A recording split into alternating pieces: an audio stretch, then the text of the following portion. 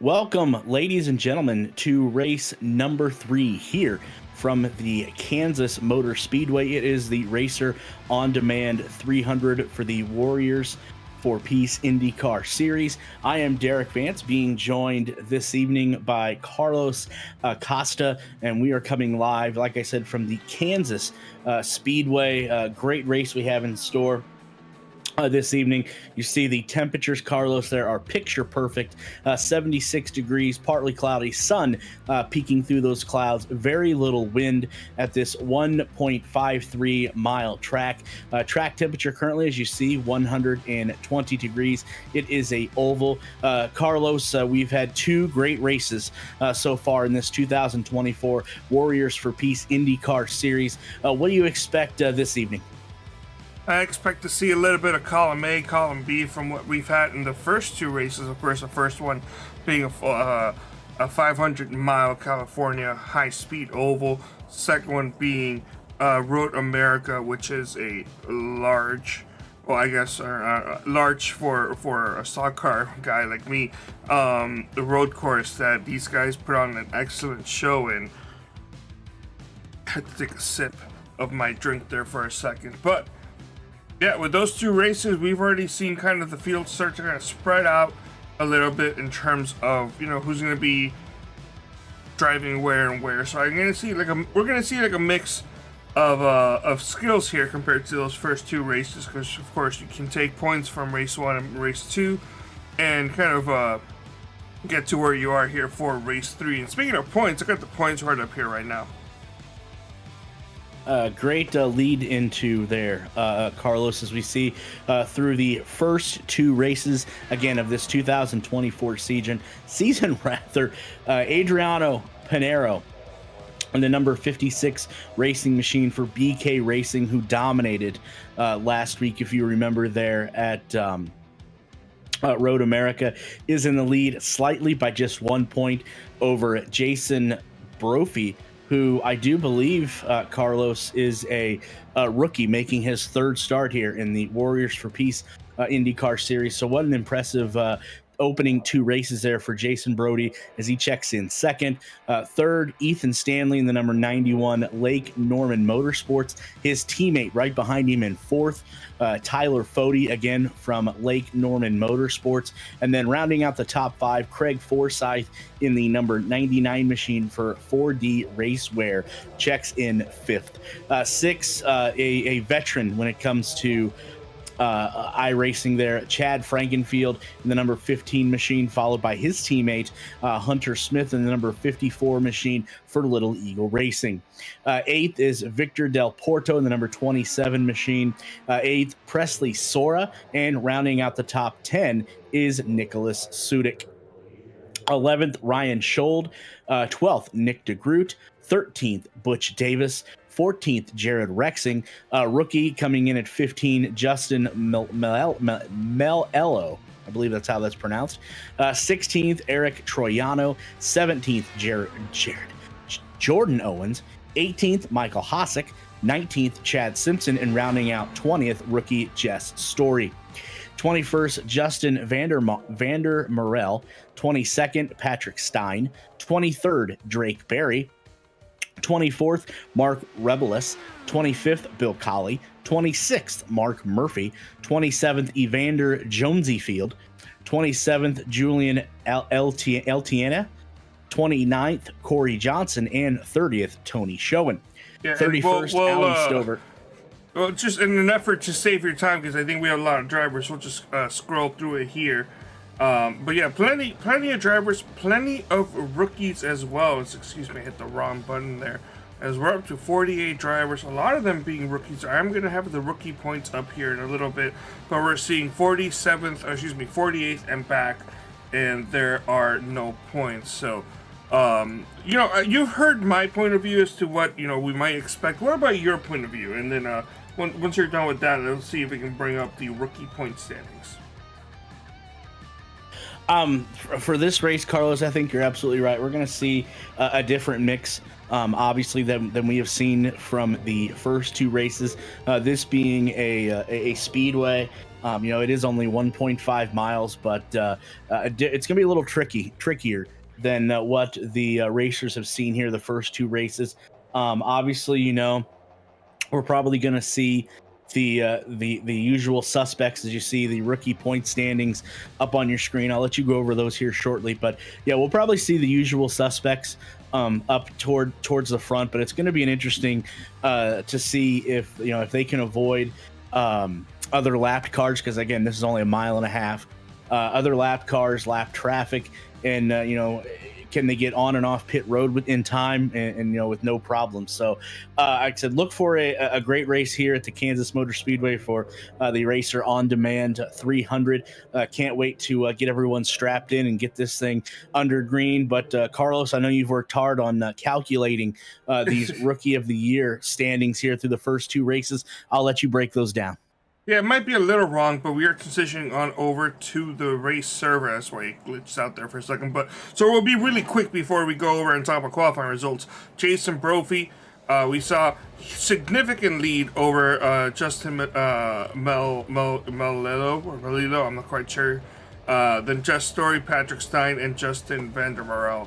So we'll see. I have a feeling we have a lot of drivers that are missing from this list, so it may have been imported incorrectly. I do apologize if that is the case. And boy, that's an issue. I may have the fix, and the fix may be taking a look at the starting grid. That is not the fix. All right. I reload the texture. Will that fix it? Well, there you go. Always up for a technical glitch here and there. But as you see up on your screen is the starting grid for the Racer On Demand 300 as the pace car slowly pulls away from pit road. We'll run through these as quickly as possible. On the pole is rookie Jason Brophy, second Adriano Pinero, third, Mark Murphy, fourth, Ryan Schold, and rounding out the top five is Hunter Smith. Sixth is teammate Chad Frankenfield, seventh, Tyler Fody, eighth, Butch Davis, ninth, Chris Samard, and 10th, Nicholas Sudik. You want to go 11 through 20, Carlos? Chad Simpson in 11th, Ethan Stanley, who qualifies tonight's race in 12th, 13th, Tony Schoen, 14th, Presty Sora, 15th, Craig Forsyth, Jess Story 16th, Jared Rexing in 17th, 18th is Mark Rubilis, AJ Hobson in 19th, and Johnny Thomas in 20th. And we're going to quickly roll through here, so we have a lot of drivers, and I feel like we are going green this time by. So we may have to apologize for the really bad timing on my end. I can blame technical difficulties, but I had more than enough time to get this prepared. So that one's on me. Pace car's off. Derek, take it away. And Carlos, you are exactly right, as they are going to go 2 by 2 as we come to the start-finish line, and we are underway from the Kansas Motor Speedway. It is the Racer On Demand 300, and leading the first lap again, rookie Jason Brody, as he takes it down inside turn number 1. Comes on that backstretch there. They are single file. Adriano Pinero, just as I say that, steps out of line, leaves Brody to the high side. Pinero goes underneath Brody for the lead as we're coming around to complete lap number 1 at this 1.5 mile speedway. Pinero is going to bring him to the line for lap number 2, but as he does that, Brody goes back inside down to that white line, and he is going to take the lead over Adriano Pinero. So it's Brody, Pinero, Murphy, Schold, Smith, your top 5. As Brody steps out, goes to the high side, and that's going to open the door for Panero. So Panero and Brody back and forth early as we are ready to complete already lap number 3. And just as we do that, Brody takes the lead back. But we have a new player into the mix. Murphy coming up towards the middle of the track. He's going to take that low line. It's going to push him almost past Adriano Panero, as it will. Thought Panero was going to slam the door, but it looks like Murphy's going to take second place. But it's going to be a tough battle as Panero right there door to door with him on lap number 3. Brody has extended his lead a little bit, 0.11 seconds over Panero, but Panero is closing fast, and Murphy is right on his tail.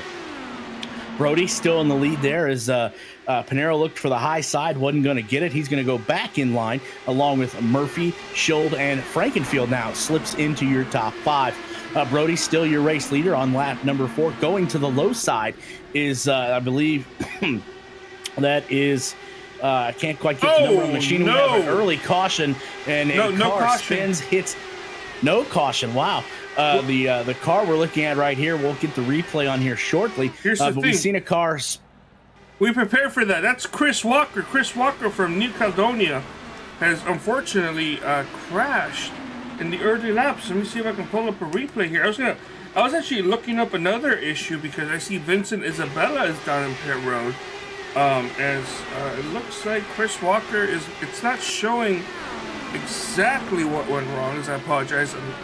As we go over into the Mark J. Rubiales instant replay. Of course, I have to apologize. Little too high exiting the corner, and too much damage goes into the grass, and then I think he's going to call it a day. Yeah, I think you're absolutely right, Carlos. Looks like, as you just pointed out there, he got a little bit too high into the corner. He hit the outside retaining wall, which shot him back down to the inside through the grass into pit lane, where he hit the pit retaining wall and has come to a rest. And looks like his day may be done early. But getting back to the front as Jason Brody, the rookie, in the lead for now, as Chad Frankenfield coming up running that outside line. Adriano Panero is going to go with him too. Brody trying to protect the inside line as we go single file here on lap number 8 as they're going to switch positions. Frankenfield's going to get the inside position, and Chad Frankenfield now is your new race leader. That's going to drop Jason Brody to 2nd, Adriano Panero to 3rd, Murphy to 4th, and Ryan Schuld rounds out your top 5 on lap 9. And by the way, we're being corrected on the YouTube chat, so thank you, Brant J76. It's Brofi or Brophy, not Brody. Got it. Jason Brofi. Got it. Jason Brofi. Okay. I actually don't know if it's Phi, because it's Bro-Phi. That's what he wrote. So I don't know if it's Phi or Phi. I'm thinking it's Brofi. But right, Brant, please feel free to correct us. Anybody on the YouTube chat, feel free to correct us. We take no offense, as English isn't even my first language, so I'm struggling here with a bunch of these names. I would say it could be Brophy, because you think about it, Murphy, Brophy, yeah, that makes more sense to me. So yeah. I think it is Jason. We'll go Jason Brophy, the rookie, out in front. Chad Frankenfield right on his quarter panel there as we go down inside turn number 1 on lap 11. Chad Frankenfield and Brophy side by side. Brophy down low. Frankenfield's going to take the high line, and that may be the way to go. As nope, Brophy's going to slam the door as they are right with each other, wheel to wheel here on lap 11. Brophy still your race leader. Chad Frankenfield right there on the doorstep trying to take that first position, and Adriano Panero just sitting back there in the weeds, not too far, strategizing early here as we are on lap 12 of 200 at this 1.5 mile speedway located in Kansas City, Kansas. Brophy still your race leader. But Chad Frankenfield is going to change that as he takes the high line, tries to take the lead away from Brophy. Can't quite complete the pass yet as they're still side by side going down in turn number 1. There he is now. Chad Frankenfield has finally put his machine out in front, so a new race leader.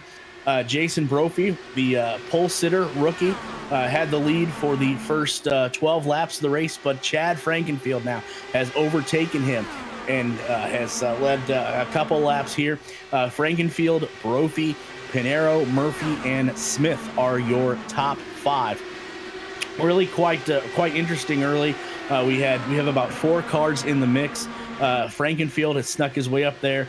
Jason Brophy, Adriano Pinero, and then the 89 machine Murphy. He's kind of sniffed the front there a little bit as well, but he has fallen back to 4th place. I know we've had 1 car early retirement, I do believe, due to a 1 car incident. We're back here in the pack a little bit. Single file as they come down the back. Go ahead. Excuse me. I am trying to see what happened to Vincent Isabella because he got a meatball flag.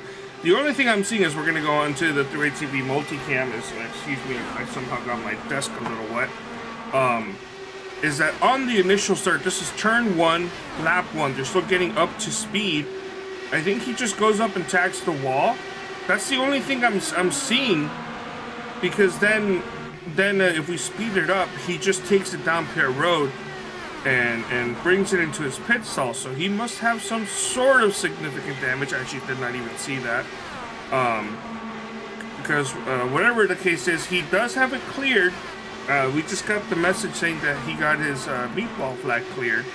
But we're still not seeing him out on the racetrack. Also, in addition to Chris Walker being out of this race, we also have Joseph Morales out of this race, independent driver number 77. I am trying to see what happened to him, so why don't you go ahead and keep on talking. I'll see if I can pull up a replay.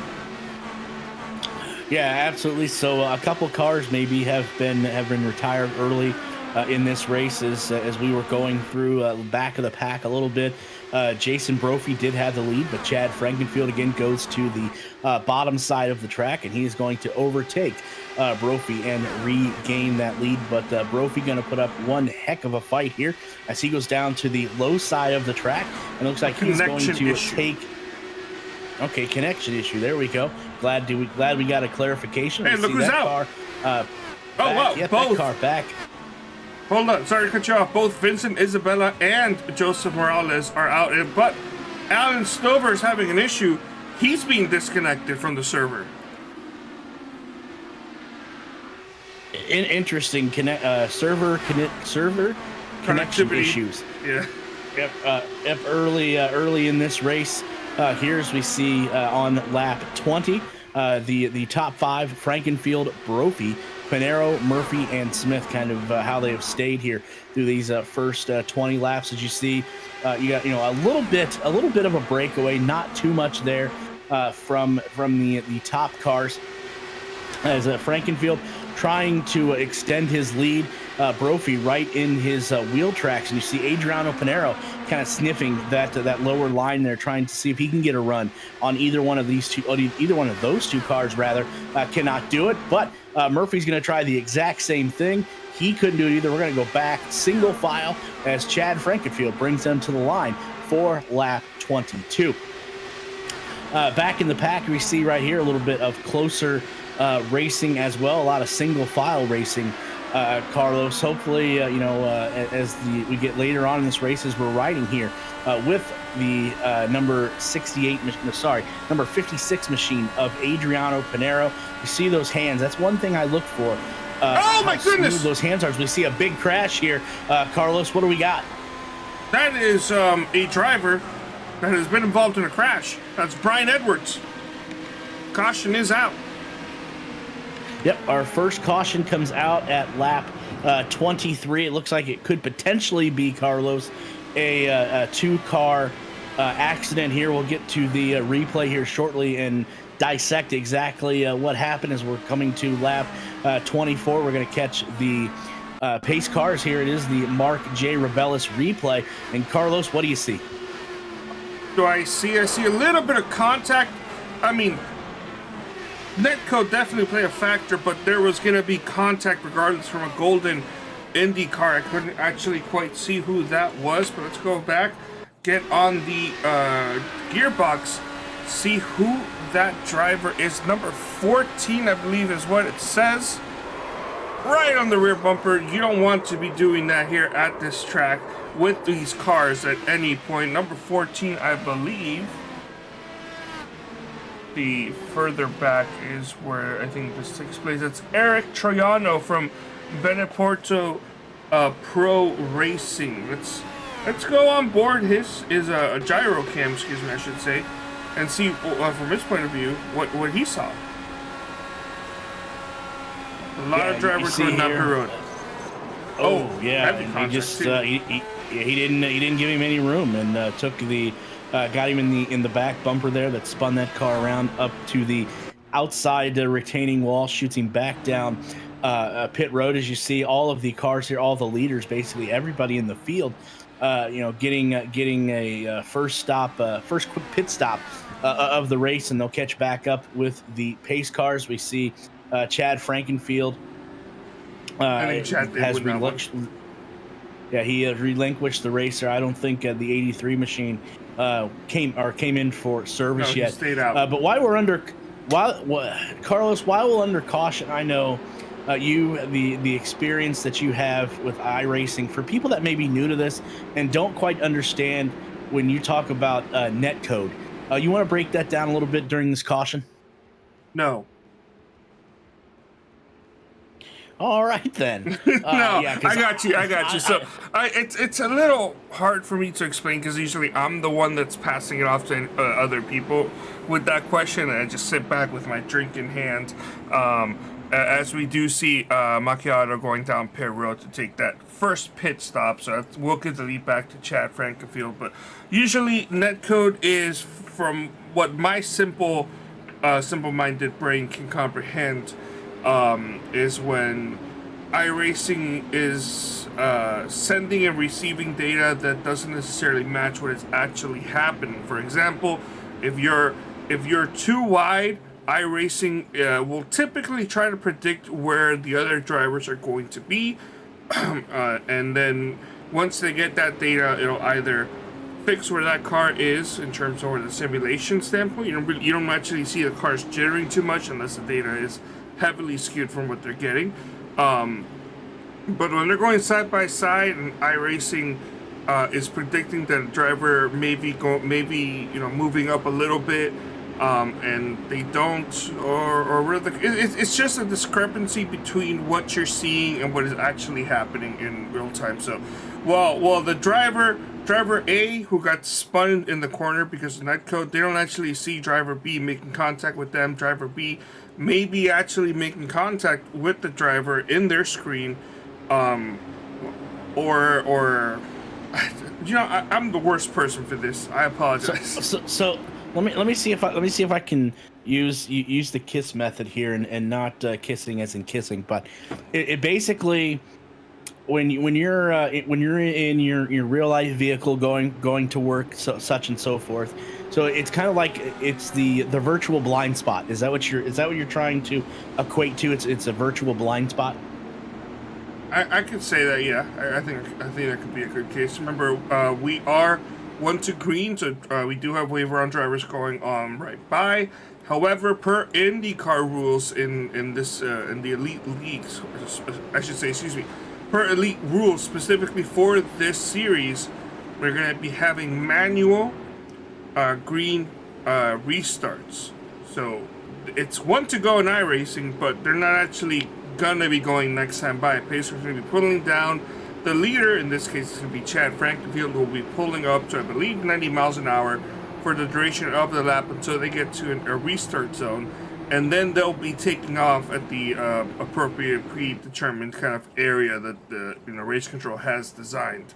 So we're going to be going green here in a little bit, but it's actually a manual restart. So we're going to have one more lap of green once we cross this line. Or yellow, I should say. One more lap of yellow once we cross this line. Good stuff there as we are coming to lap 28. We just finished our first caution of the race, a 2-car incident, obviously involving 2 vehicles. We'll get to those here momentarily, but we are going to go back green, as Carlos just eloquently explained there just moments ago. Chad Frankenfield, Jason Brophy, Adriano Pinero, Murphy Schold are your top 5. Smith, Tyler Fody, Butch Davis, Schoen, and Simhard are your top 10. So on this 1.5 mile speedway there, Kansas Speedway to be exact, for the Racer on Demand 300. Glad you are joining us here on this Thursday night of racing, getting your weekend kick started here. And how else can you get your weekend kick started than with a IndyCar race on a Thursday night? So as we come back out of the turn there, we should be hitting the front stretch and going back under green. Frankenfield is going to bring the field back under green, and here we go as we're going to let those engines rev up again as we get back underway here from the Kansas Super Speedway. Frankenfield is going to take the race lead as he dives down to the bottom of the track in turn number 1, but he's got a challenger to his left side. Rookie Jason Brophy, the pole sitter, is trying to complete the pass on Chad Frankenfield for lead, and he does. So it's now Brophy, Frankenfield, and hard-charging Adriano Pinero, last week's race winner at Road America, sits third. Frankenfield, as you see, it's going to take that bottom line around the racetrack. That is always the quickest way around the racetrack. Brophy going to sit in second. Adriano Pinero going to sit idly by there in third and wait to make his move potentially later in the race. But as we do, Chad Frankenfield trying to extend his lead a little bit. We are now on board with Adriano Pinero. I know we tried this a little bit ago, and that's where we got the 2-car incident. But you see, look at those hands, folks, right there. Not a lot of movement from Adriano Pinero's hands, the number 56 driver for BK Racing, as he's going to try that high line. You see right there, right in front of him, Jason Brophy taking the low line. Chad Frankenfield trying to slam the door shut on that low line. We are single file through lap 32 as we are sitting with the third place racer right now. As you see, Adriano Pinero and Frankenfield just in front of him, as is Brophy. As Pinero coming into the turn, he's going to gain a little bit of ground on both of them. He's going to take the high line, Frankenfield in the middle, and Brophy was going to take the low line, thought better of it, got back in line. Excuse me. Lap 33, as we see Jason Brophy trying to step out of line, trying to find that low line. Frankenfield slams the door shut, makes Brophy come back towards the middle of the raceway. Again, Brophy taking a peek at that low line, seeing if he can gain some ground on Chad Frankenfield. He cannot this time by. Adriano Pinero starting to creep a little closer. So is Murphy in the number 60 machine. And don't forget about Schold back there in the number 4 machine, just sitting in 5th place. What do you have, Carlos? No, it's just trying to fix a small issue here. For some reason, a couple of the drivers who are not American were showing up as American, so I'm trying to get that figured out here, especially for the broadcast. But we're all good here on our end. No major technical issues. It's interesting to see how we have this factor of 3-4 drivers. Well, now that's closing up a little bit, but they're all kind of just single file, and then towards the middle of the pack is where we're starting to see some of these drivers either being by themselves or in a two-wide position, not really training on each other like we're seeing the leaders. No surprise to see Chad Frankenfield up in the front, avid IndyCar fan. You see him running in the front at nearly every single track. This guy wakes up and drinks IndyCar news for breakfast. So also interesting to see Adriano Pinero. He, of course, dominated last week's race. And not only that, not only did he dominate last week's race, this guy is such a kind-hearted person that he posted a detailed lap-by-lap instruction of what he was doing every single lap, in terms to save tires and save gas, to complete that domination that he had. He detailed everything he did, including like how he entered the corners, how much gas he would give it, what map settings he had. So real Chad move right there from Brazil's Adriano Pinero. Yeah, absolutely. He did dominate last week there at Road America, as you see up here. He's just quietly sitting back in third, biding his time as Jason Brophy trying to make the pass there on the inside. And let's not forget that Adriano Pinero, his dominating performance last week, as we showed, has put him in the points lead. I know it's young the season's quite young, just after 2 races, but Adriano Pinero has positioned himself really well after these first 2 races to be the race leader. Back up in front now as we're almost to lap 40. Still, Chad Frankenfield holds a slim margin over Jason Brophy. And what do we have here as we go back towards the pack a little bit, circled there, the STP machine. Do you see something missing? Butch Davis. Looks like he is missing a left wing. Interesting there that the Butch Davis machine there, the number 40 STP, who made that famous, the King Richard Petty, missing a left wing. Carlos, do you have that replay pulled up as to see exactly how Mr. Davis there has misplaced, so to say, his left wing? No, I will not have that replay immediately available. It did not show up on my telemetry, but if you give me a moment, I'll let you take over as they're battling for the lead. I'll let you go ahead and cover that. I'm going to see if I can pull it up on multicam here in just a little bit.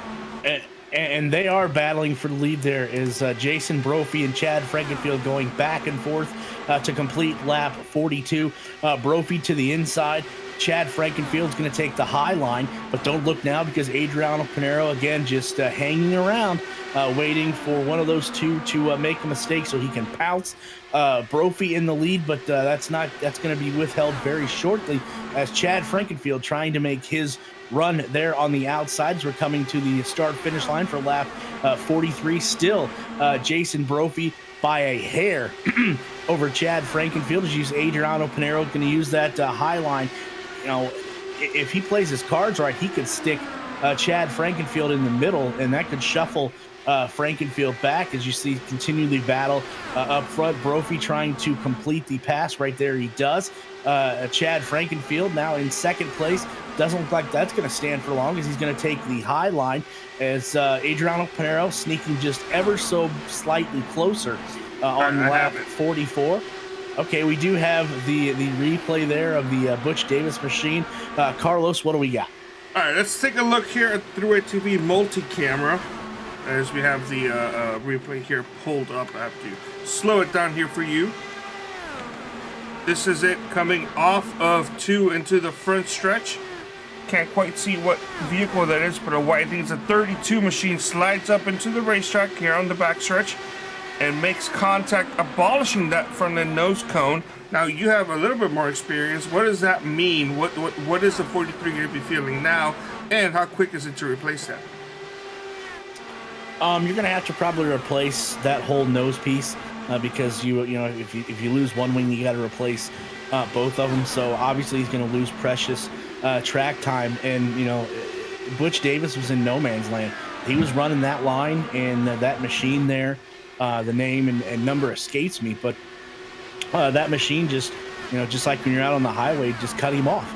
Nothing that Davis could do. He was running his line, and that car just simply cut him off and give him a little bit of a bump that caused that left wing to go MIA, as they say. So heartbreak for Butch Davis. We weren't sure if he was going to win the race, but when he gets back on the track, he's obviously going to be a couple laps down. So he's going to have to dig himself out of the proverbial hole here to get back on the lead lap. As we see another car coming down pit road. Carlos, who is that? That's Derik Vance, who we saw make contact that initially brought out the first caution of the race going down pit road. All right, so Derik Vance into the pits as we move back towards the front of the pack here as we're coming up on lap 49.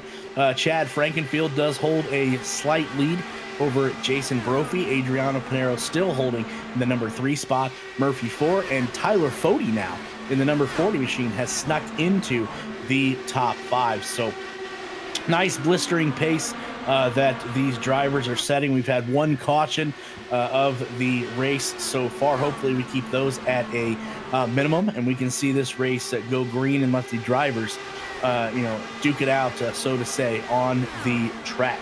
Still, Chad Frankenfield holds a slight lead over rookie and pole sitter, if I may add, Jason Brophy. As the beginning of this race here, as we're starting to get a little bit into it now, both these two cars have been battling back and forth throughout the first 50 laps of this race. Like I said, we do have a new player in the fold there, number 40, Tyler Fody. As you see, Murphy goes to P2, passing pole sitter Jason Brophy. See a little bit of smoke there as well as we come back, but Murphy trying to run down Chad Frankenfield, where he has kind of extended his lead ever so slightly. It has been rather. This is the biggest lead Frankenfield has had. Is Murphy is closing Jason Brophy right behind him, and then Adriano Pinero, last week's winner and current points leader, sits in fourth. So a lot of action. Go ahead. No, I was just going to say, well, we are past the first quarter of the race, already lap 52, completing lap 52, actually going into lap 53 of this 300-mile race, Racers on Demand 300. And, I'll take a quick moment, just a very quick moment, to quickly thank our premier sponsors and our series sponsors. I want to thank Blue Egg Marketing. Blue Egg Marketing is let me try that again. Blue Egg Marketing, the marketing department for small businesses. We're your marketing department. Small business owners, Blue Egg is your biggest fans. Your constraints catalyze creativity. We help businesses punch above their weight class. We also want to thank Worldwide Technology Raceway, our additional premier partner. Worldwide Technology Raceway is a motorsports racing facility in Madison, Illinois, just east of St. Louis, Missouri, United States, close to the Gateway Arch. It features a 1.25-mile oval that hosts the NASCAR Cup Series, Craftsman Truck Series, and the NTT IndyCar Series. It also has a 2-mile infield road course used by the Speed Tour Trans Am, the SCCA, and the Porsche Club of America. It also features a quarter-mile NHRA-sanctioned drag strip that hosts the annual NHRA Camping World Drag Racing Series Midwest Nationals event. And of course, the Carplex, a state-of-the-art karting facility. We also want to thank Warriors for Peace for coming on board and sponsoring this IndyCar series. They are a foundation promoting peaceful change in the world to honor the beautiful life of Jack Shockley. Check out warriorsforpeace.org for more information. That is warriors4peace.org. Now, let's see if we can quickly just go take a look at the top 10 that we have, as Mark Murphy has taken the lead from Chad Frankenfield, and kind of just quickly go through this top 10, get some quick early predictions, and see maybe what we'll see by the halfway point. All right, absolutely. As you see, lap 57 being put in the books. Mark Murphy in the number 69 machine right there in Little Eagle Racing is number 1. He is followed ever so closely by second place racer right now, again from Little Eagle Racing, his teammate Chad Frankenfield in the number 15 machine. Behind Frankenfield, the pole sitter for today's race, rookie Jason Brophy in the number 88 private label Team Hype Racing. Fourth is last week's race winner and current points leader, Adriano Pinero in the number 56 BK Racing entry. Number 5, Tyler Fody in the number 40 Lake Norman Motorsports entry. Following him in 6th place is the number 54 machine of Hunter Smith, again for Little E Racing. So Carlos, right off the bat, what a start so far for Little Eagle Racing. 3 of their entries in the top 10. Seventh place currently is the number 32 machine of Tony Schoen, Power Slide Motorsports. Number 8 in the 99 entry is Craig Forsyth in 4D Racewear. Coming in 9th in the number 22 entry is Nicholas Sudik for Team Watson Racing. And then rounding out the top 10 currently is the number 89 machine. Tell me if you heard this name before, Nick DeGroot for Factory Backed Motorsports. So one thing I notice Carlos, in the top 10, as I predicted early before the race started. A lot of familiar names finding their way in this top 10 so far on lap 62. Yeah, for sure. We're seeing a lot of the drivers that we kind of did see in California start showing up here as well. A lot of the oval specialists, and a lot of the road specialists as well. Kind of all with having a very decent chance for IndyCar.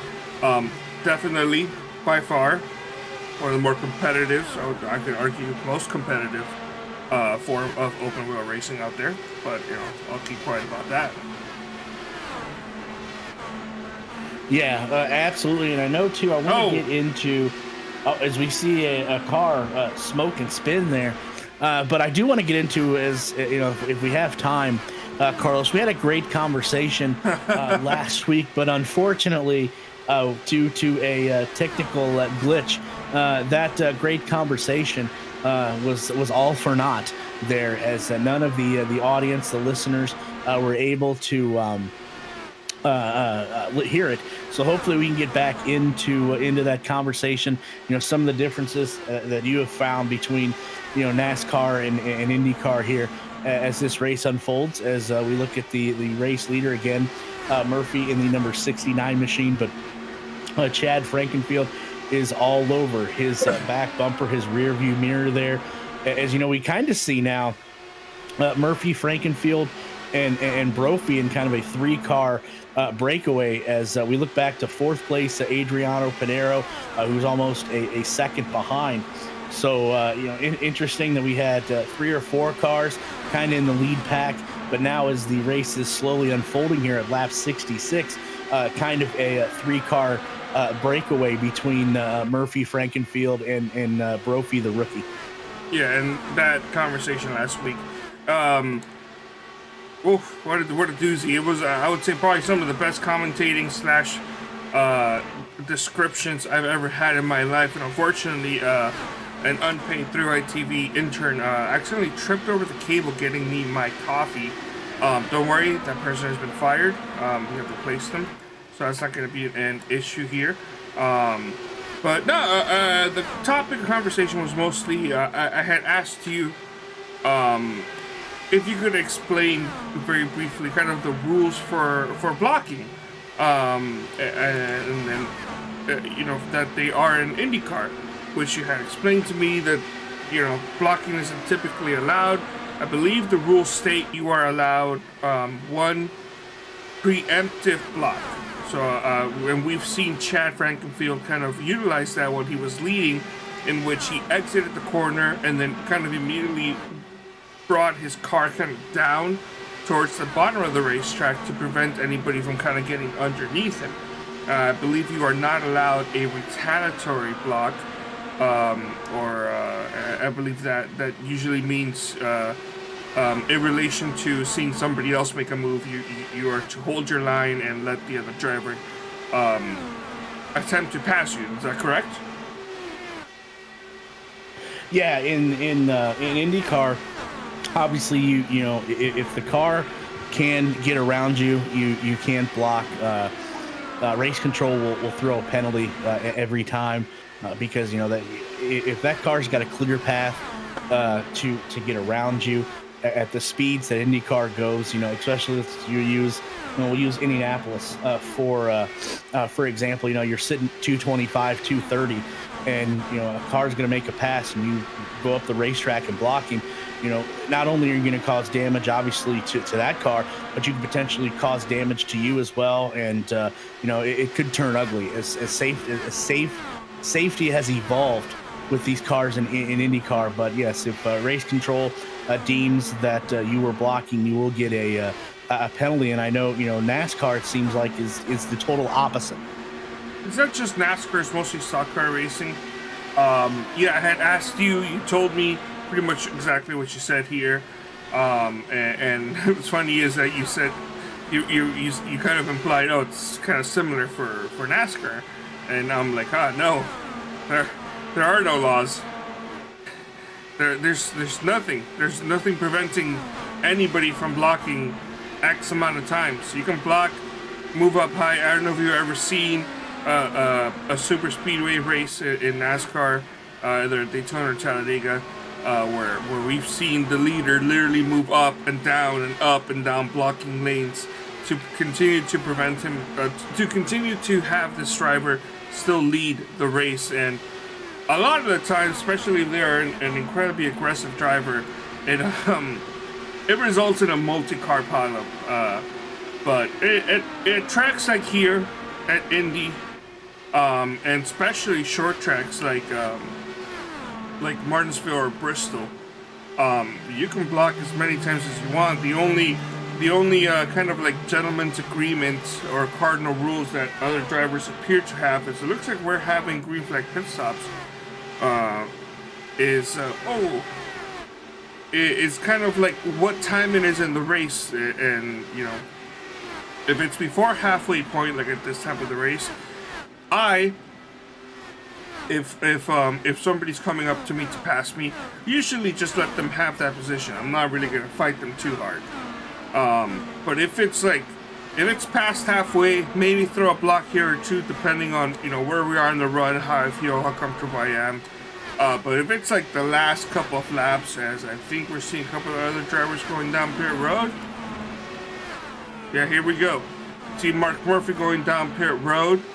But if it's like the last couple of laps, I'm gonna be throwing blocks, whether I know that the other guys behind me are faster, or not, and nobody's gonna, you know, Rich Control isn't gonna stop me. All right. Now, what could stop me is the other driver that I'm blocking. If I know that they're not gonna back off, maybe I'll sacrifice the potential wreck and just let them pass me, because I'd rather lose a spot than lose 20. But they're really, the only controlling factor is the drivers themselves. Because if you throw a block and the other driver's there, well, they're gonna churn you, and then that's on you. That's on you, bud, for throwing a dangerous block, whether or not you feel justified you should have. As a lot of the drivers are continuing to go down pit road, and by the way, per rules, they have to enter on the backstretch, drive below the apron. We're seeing a lot of these drivers committing to pit road before they even enter turn 3 and 4, as we are underway with our first set of green flag pit stops. I, as a general rule, if it's past halfway and I'm trying to pass somebody and they throw a block, if it's past halfway, I usually, as long as it's not like the last couple laps, back off the throttle once. I give them one chance. All right, good. Otherwise, they're probably gonna get turned around. But if they've already chopped me off once, if they've already like blocked me once, and I'm trying again, and they try to block me a second time, or even if they're lucky to escape the second time and try to block me a third or fourth time, I'm keeping my foot in the gas, and if they go across my hood and they spin themselves out, I'm not going to lose any sleep over it. So that's, there's no rules of in blocking in stock car land. Well, there's one thing I do want to point out, and I used Indianapolis as an example. You notice, and Carlos, I don't know how many 500s you've attended or you've watched on TV, but I know the drivers aren't very, very fond of, let's say, and I know this because during last year's press conference at the end of post race with the winner. There's a move that the lead car will do coming off of turn 4, and it kind of looks like they do a kind of a snake down heading to the front stretch. Drivers aren't happy with that. They don't think it's wise, as we see caution number 2 pop up. They're not a fan of it. I'll let you go back and try to find what brought out the second caution here on lap 83, as we see a car sitting on the pits. What do we have here? Being told Butch Davis has gone around 3 and 4 Definitely not a late entry to pit road, because as I mentioned, the drivers have to enter before they reach turns 3 and 4 and going through the apron through that area. So car, I believe, cold tires. He last went down pit road, lap 40. Or actually, no, it's been a while since he's been down pit road, I should say. So I'm not quite sure what caused Butch Davis's car to lose traction right on board here in the gyro cam, as that's weird. It just went around on him. I don't know if you have any sort of explanation. Can you replay that back? Sure can. For a minute, I was looking at something else. As we're riding on board here, watch his hands. I think he just oversteers the car. I think that's what he does. It looks like to me, Carlos, and like I said, you've been in the racing sim, a few more hours than I have. But it looks like he just, he loses control of it, oversteers the car, and the back end goes out. Luckily, he was able to get it down to the lower side of the track. No cars were involved to bring out this second caution. But to me, Carlos, looks like he just he oversteered going in the corner, and the back end went out. Yeah, sometimes you might refer to that as getting behind on the steering. I'm not sure if that was the case for this one, at least getting behind on the steering, but it happens to me sometimes at plate races where, especially on the tri-oval, where I don't turn the car like I need to. I either lose concentration or I can't see the corner, and then I try to I realize that I have to turn the wheel to stay with the tri-oval part. I get behind on the steering and I compensate by turning a little too hard, a little too quick, and that's how you gotta turn it around.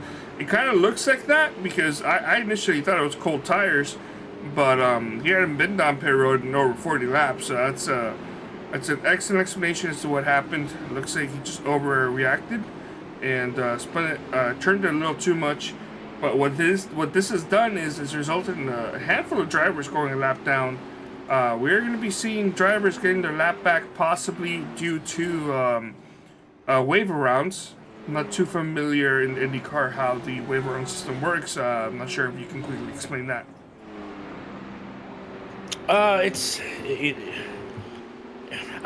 It's tough, I guess.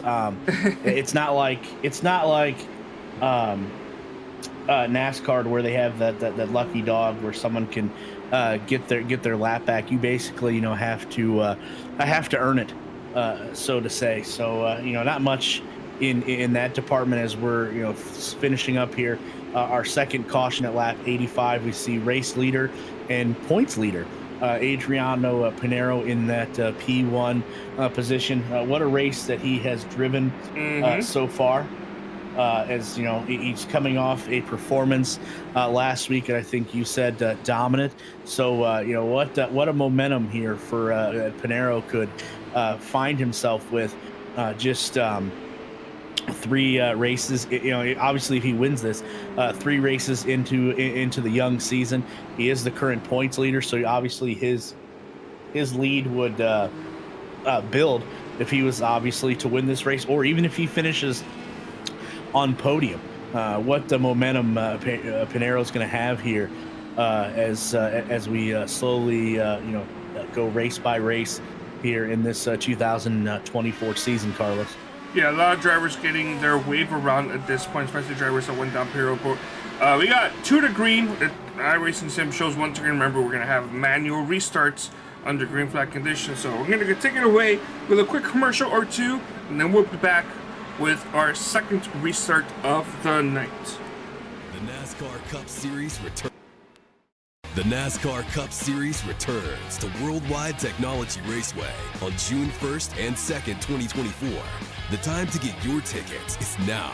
For only $10 down, you can lock in your seats for an incredible weekend of family fun, featuring the Enjoy Illinois 300 and the Confluence Music Festival. Racing, music, camping. It all adds up to one amazing party. Go to www.raceway.com for the hottest ticket of the year.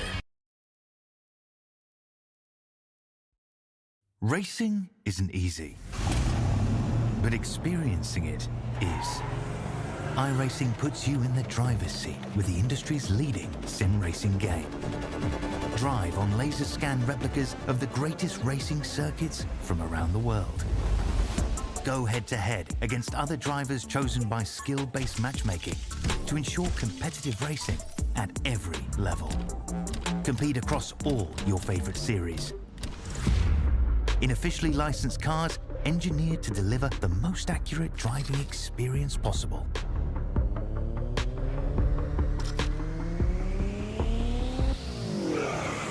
Join a race or host your own with players from across the globe. Race against the computer or in a league with friends. Feel the thrill behind the wheel. Visit iRacing.com.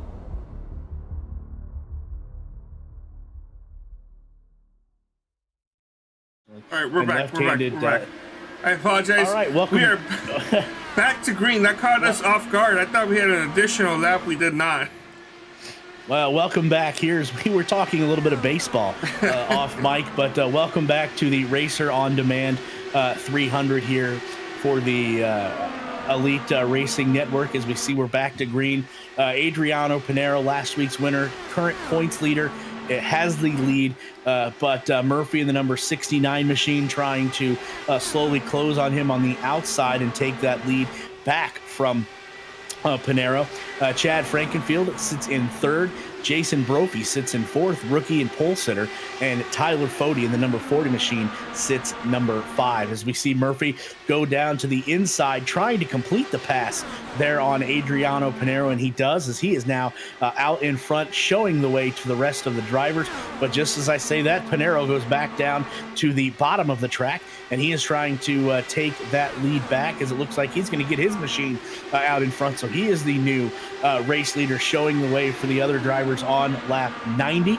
But as I say that, Murphy takes the lead back. As you see Chad Frankenfield, or excuse me, Jason Brophy on the inside trying to pass Chad Frankenfield for third, trying to move Chad to fourth, as Chad's going to take the high line, way high line, as Brody and Murphy drive to the inside.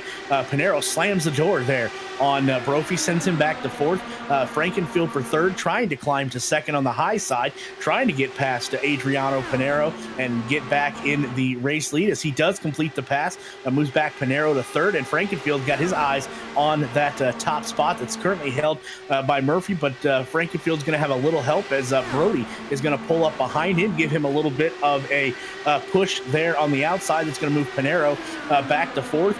Brophy trying to take over the second spot from Chad Frankenfield. They are wheel to wheel going into the turn. Frankenfield is holding him off the best he can, as it looks like we have a tally there by Race Control on number 43 on lap 81, the incident that took place on lap 81. Carlos, you got anything else on that? Yeah, I also have 2 additional tallies for the first caution. The 3 car did get that tally for an incident on lap number 22. And there was a no caution tally that got brought up against the number 32 for an incident on lap 39. I believe we may have shown the replay for that. I think that may have been one where a driver got his nose chopped off and lost the one of the wings. But those are the 3 tallies so far brought up from Race Control. If I see any other show up, I will be sure to either mention it or write it up here, like I did with the lap 81 incident. I am being told. No, excuse me. I'm not being told anything. I apologize. All right, going back to racing here, as got a little too much here going on. I'm still trying to get myself all situated and sorted out. But back to green, of course, we're only a handful laps away from the halfway point. This race is going by very quickly. Of course, that can change at any time. Interesting to know, Chad Frankenfield, kind of where he qualified in the 6th position. It's I know it's mostly because of the caution coming out when it did, resulting in a lot of drivers having to take a wave around. But it'll be interesting to see Chad have to work his way back up a couple more spots to get to the lead, which is where he was. But now we have Murphy, we have Brophy, and Pinero as your top 3. As the top 2 are battling side by side for that race lead. Yeah, interesting as you see Chad Frankenfield, who throughout the majority of this race, Carlos, as we're almost to halfway on lap 97, as we see Brophy take the lead back. But Frankenfield was battling for that top spot, but he has found his way backwards, the wrong direction there a little bit, as he is now in 5th place. But towards the front now, it is pole sitter and rookie Jason Brophy with a minimal lead there over the 69 machine of Murphy. As you see Murphy shoot down to the bottom side of the track, going to complete the pass there, or attempt to complete the pass rather, on Jason Brophy, as he does right there. So put Murphy back in the lead, but Brophy is not going to have any of it as he goes to the high side, trying to complete the pass and take back that #1 position. Coming in the picture, you see Adriano Pinero and Tyler Fode slowly but surely picking his way towards the front. He is now in 4th position as we are riding along with the 4th place driver so far, Tyler Fode. As you see, he's following the tracks of Adriano Pinero. As you see Murphy retake the lead. Thought we had a little bit of a rub there as we see Frankenfield coming down the pit road on a unscheduled stop. So that maybe tells us a little bit, Carlos, as to the reasoning. Frankenfield was falling back into the pack. This is really going to hurt him. He has had not a great start, not a dream start for Chad Frankenfield for 3 races. Now he's definitely going to lose a track position as we will get towards the back of back to the top of the racing there, as you see Murphy in the 69 machine slowly trying to pull away. As we see Frankenfield now leaving the pits. He needs to get his tires warm and quick, because we have a pack of cars coming. That's going to put Frankenfield down a lap or 2. As you see Brody there going to the inside, trying to make the pass over Murphy, and he does so, put Brody back at the head of the class. And we see our 3rd caution coming out. We still haven't seen anywhere why that caution flag dropped at lap 102. So we have 98 laps left to go. And I know Carlos is sifting through all of the angles and replays that we have to see what happened, as we see some smoke there on the Mark Rebellious replay. Carlos, what do you got here? I'm seeing Corey Johnson. Oh no, clip the apron at the worst possible moment. That load balance just was not optimal. Lost all the grip. Pace car nearly clobbered off the front end. Of course, pace car is transparent. No, not transparent. Has no actual weight or value, so it's not actually gonna do anything. But we've seen it happen both in the stock car world and in the IndyCar world. You can't hit the apron at that angle. You kind of lose all grip, and we saw it here. Oh, that was a really bad camera job. I apologize for that. It's got such a straight to the gyro cam, doesn't quite commit to the apron, then backs off, tries to do it again, and by that point, it's just he loses whatever grip he probably could have had, and the car goes around. Thankfully, doesn't actually hit anything, so really no harm, no major foul. Just a little bit of lost pride. Pit stops are happening. We have pit stops here, but Carlos, the only thing about that is that was just a single car, so none of the other cars or leaders, for that matter, were taken out. So we are at our 3rd caution of the race at lap 104, as we see Masato, the race leader, as he has been earlier in the race. He is the only car to stay out, so he's trying to get as many points as he can before he has to go in to get his car serviced. You see a lot of new names up there towards the front. Again, that's because as soon as we get all of the pit cycle complete, you'll see the familiar names that you are with here.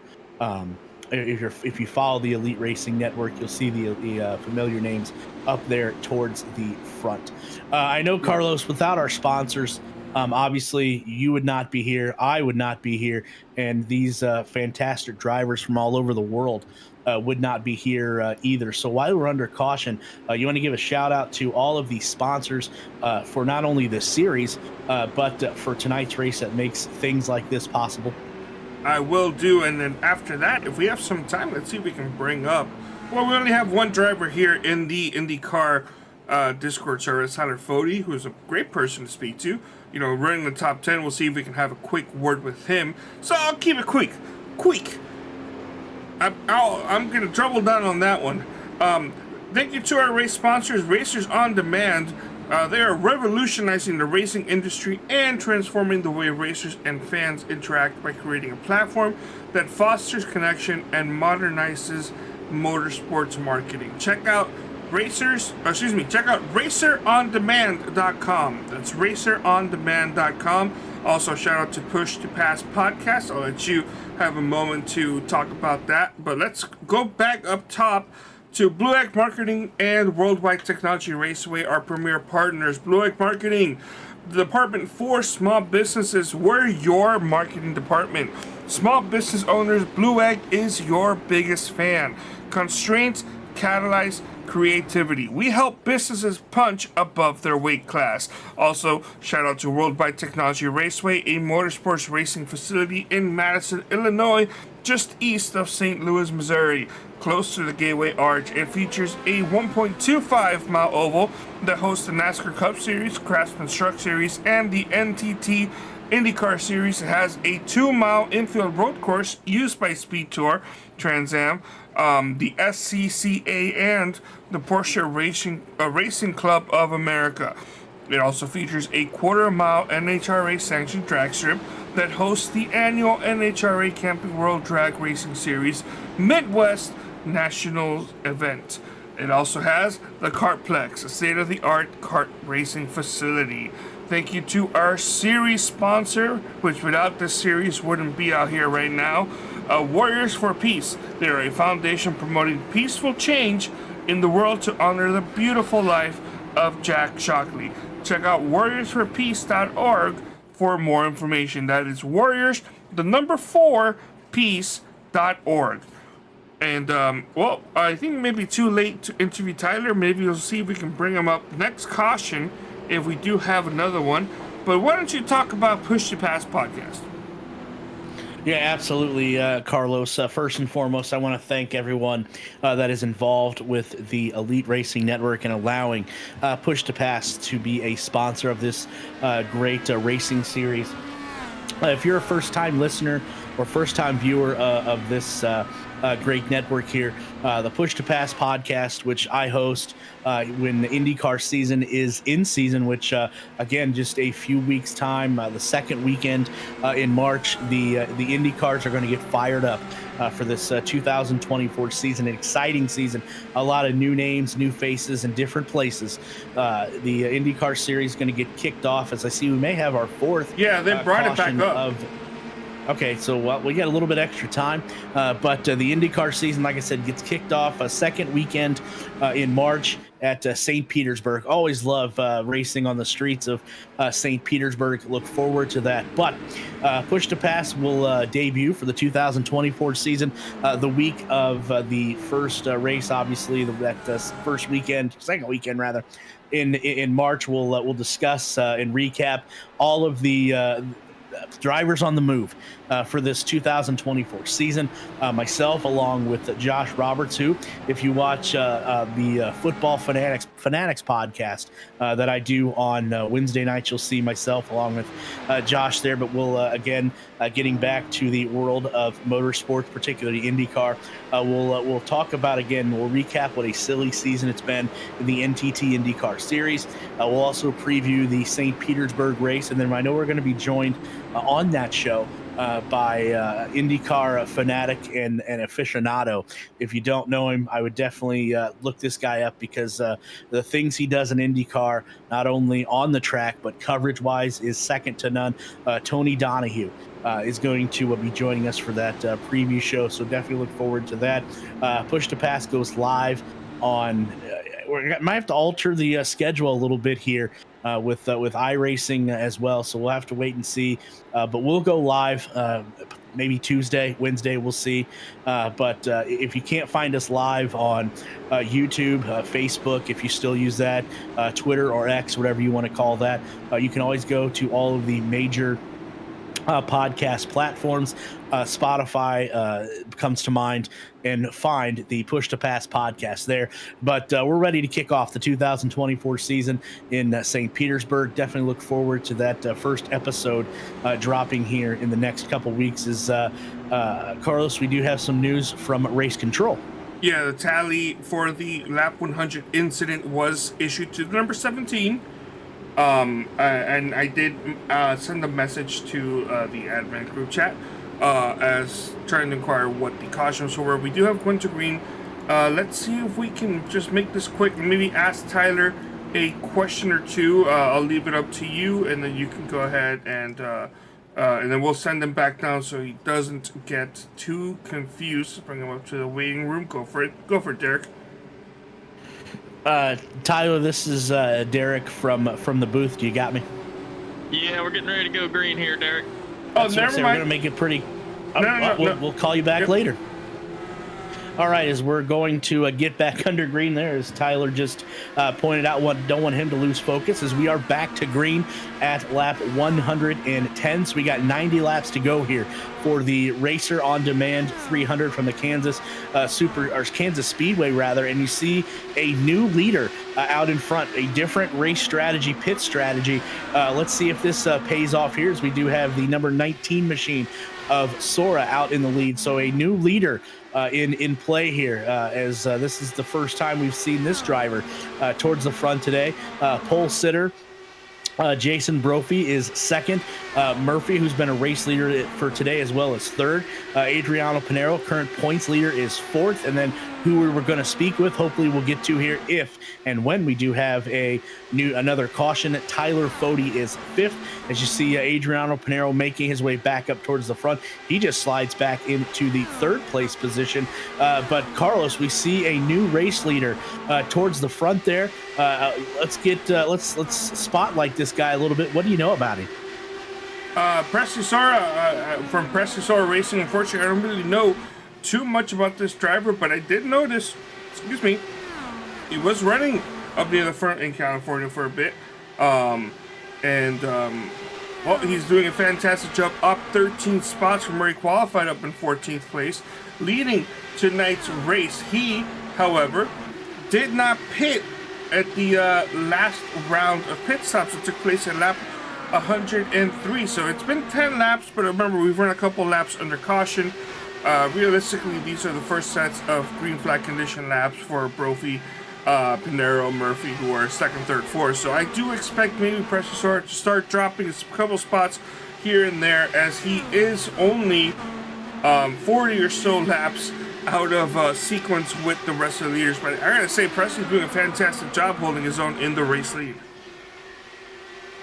Yeah, I agree, Carlos. A job so far that Presley Sora has done. A little bit of a different strategy. We'll see, if it pays off. Now, I think ideally in his camp, as you see here, Presley Sora in the number 19 entry from Presley Sora Racing. Look at that smile. Ideally, I think Carlos, for him, as we see, lap traffic passing him, he's going to catch. Lap traffic's going to catch up to him, or he's going to catch up to it, so it may slow him down a little bit. But you got to think he's got to be cheering for a caution, since he has been out there the longest. If he could get a quick caution here, that may get him back within in the cycle, along with everyone else. As you see, Chad Frankenfield there trying to get one of his laps back, but Sora holding his own there. Pole sitter Jason Brophy, right there in the number 88 machine, trying to catch Presley Sora. Adriano Pinero sits third, Murphy fourth, and Tyler Fode again round out your top five, as we are on board there with Jason Brophy, as he's been driving that high line when he's been in second place for the not duration, but majority of the race. But when he overtakes that lead spot here, as he may do here in the next lap or so, as Chad Frankenfield going to get caught in the middle. As we go back a little bit farther to third place, Adriano Pinero in the number 56 BK machine. He sees everything that is in front of him. The current points leader just riding around, being consistent there as always. I'm sure he's hoping, Carlos, after this race to either have the points lead or extend it a little more. I think that's Adriano's mindset if he can't get to the front, but he's got almost 81 laps to do so. So we'll see if and when Pinero decides to make his move on this 1.5 mile oval. Back in fourth place is the 69 machine of Murphy, as we'll right there, Mark Murphy in the number 69 entry for Little Eagle Racing. I know earlier in the race, Little Eagle Racing was what they had 3 cars, I think, in the top 10. Now Frankenfield has fallen off there ever so slightly, so that may be down to just 2 cars, or Murphy may be holding the colors, holding the flag there for Little Eagle Racing.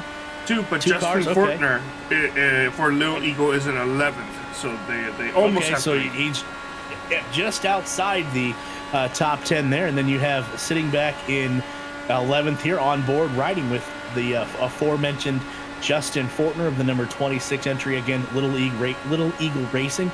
He is trying to crack his way into the top 10 and maybe get up there and help his teammate out there. As you see Fortner there taking the high line, trying to pass that car there on the outside.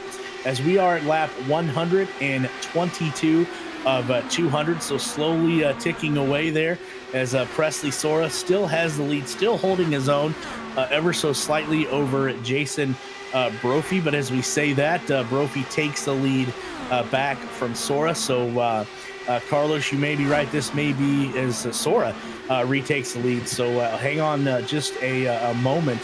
But we thought that maybe Sora would find his way back in the pack there, as the other cars are on fresher tires. But Sora still holding his own.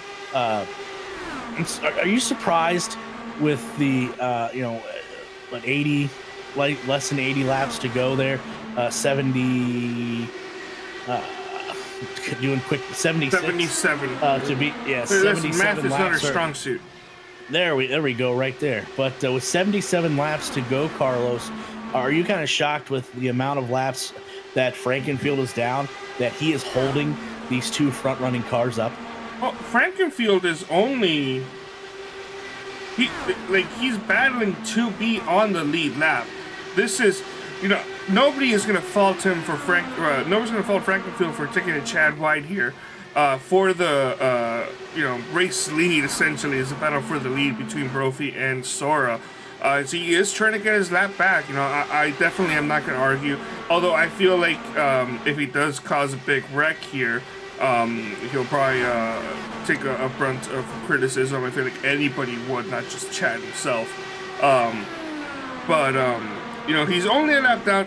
This would, personally for me, I would deem this unacceptable if he was more than 1 lap down. If he was 2 or 3 laps down, I would definitely not be doing this. But if he's trying to get himself back in the lead lap, you never know when the caution's going to come out. If you can put yourself in a position to get your lap back the hard way, go for it. And Chad doesn't have any damage. He just had an unscheduled pit stop. He's kind of making it work. He lost the lead. Brophy has the lead now. But what kind of has me concerned is they make contact there. We were just talking about them almost crashing, hopefully not crashing. There was a little wheel-to-wheel contact there, which I think is going to be okay for these guys. Obviously, we didn't see anybody wreck, but that could have been very dangerous for Brophy and Frankenfield. Sora has retaken that lead. But Frankenfield is no stranger to kind of putting these drivers in tricky situations, and he has a justified reason to do so. Yeah, you see hard racing there by Chad Frankenfield as he's trying to get his lap back. But then as he's doing that, he's trying to keep the race leaders behind him. He is sitting in the middle of this 3 wide pack here, and we've noticed about a handful of times, Carlos, and you just pointed out there where we've almost had wheel touching. Is you got to be, Adriano Pinero, who we're riding with right here. He's got to be focused here too, because if one of these 3 drivers, makes a mistake and gets wrecked or wrecks the other 2 drivers, Pinero could be a sitting duck if he's not laser focused on what he's doing. So he's got to be watching these 3 cars in front of him as we're riding with him now, taking the high side, because he's got to be able to switch lanes ever so quickly if one of these 3 cars do touch, as we see Frankenfield still trying to work his tail off to get his lap back and keep those leaders behind him. Jason Brophy, the pole sitter, is in first. Well, was in first as Presley Sora overtakes him. Adriano Pinero, like we said, in third. Tyler Fode fourth, and Schoen in fifth, as we are down to now 68 laps. 69 to go. 69. I forgot that. 69 laps to go, as we see all kinds of math equations up on the screen there. So Chad Frankenfield again working his tail off, trying to stay on the lead lap, get back on the lead lap while holding the leaders at bay. Just a tough race, I think, for Frankenfield this evening. Had to come in for an unscheduled pit stop, and that's kind of what shot his team in the foot, per se, losing all of that track time there as he had to come into the pits for a unscheduled stop. But back towards the front of the race again, Jason Brophy in the number 88 machine is leading the way. Presley Sora, who is off pit strategy with everyone else, is holding his own in second place. And then on the screen there in the lower left-hand corner there is Adriano Pinero, who's just lying back in the weeds, biding his time, waiting for that time to pounce. So we talked early in the race, Carlos, some of the race keys, and we talked about you're gonna see on this speedway some of the familiar names towards the top, and that's exactly what we got here with Adriano Pinero in third, Tyler Fode in fourth, Nicholas Sudik in seventh. Jared Rexing makes his debut in ninth, and then Nick DeGroot there rounding out the top 10. So a lot of familiar names to people on this racing circuit. Racing Network are slowly creeping their way towards the front there. Sudik goes to the fifth position, as we are lap here 136 of 200. Jason Brophy, rookie and pole sitter for tonight's race, is holding his own in first, as he is now overtaken by Presley Sora in the number 19 machine. You see nice overhead shot there. Adriano Pinero is going to now attempt to pass. Presley Sora, pit road. Presley Sora now taking the bottom line there, as he's going to get down to pit speed and hit the pits. So that might be his day, as he locks up the brakes a little bit to get down to pit road speed. So that's going to put Jason Brophy back in the lead. Adriano Pinero second. Tyler Fode now slides to third, Schoen to fourth, and Nick Sudik is your top five at lap 138. Interesting to see all that battling. Initially I had Pinero in the kind of the catbird seat. For what you mentioned there, you were saying you had to be cautious in the event of they made contact, which I think they did make contact at one point. Chad Frankenfield and I don't think it was Brophy. I think it was Sora that he made contact with. Not enough to cause an issue or even destabilize any car, but there was a little bit of contact. But I think that Pinero was in the catbird seat, and right now, if I was Brophy, I really wouldn't be fighting Chad too hard on this, to the point where like not having to be double wide every single lap. I feel like that's just hurting you in the long run, and it's giving everybody else behind you, the advantage towards the end of the race. I do believe they have to pit one more time as the last one down pit road on lap 103. I don't think they can make it 80 plus laps. Remember, we did go like 10 laps under caution because of a messed up restart procedure. I'm not quite sure. I haven't gotten back the wording for that additional caution on the restart period. And I also do want to apologize to Tyler Fody. I had no idea that they would be abandoning the manual green flag procedure. I thought we had an additional lap, so I apologize to Tyler Fody on that one, and we'll definitely be bringing him up if we get another caution.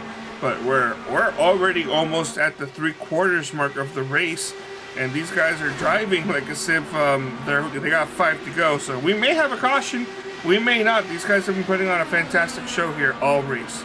But Chad Frankenfield, sole possession of this front clean air here position, trying to get his lap back the hard way.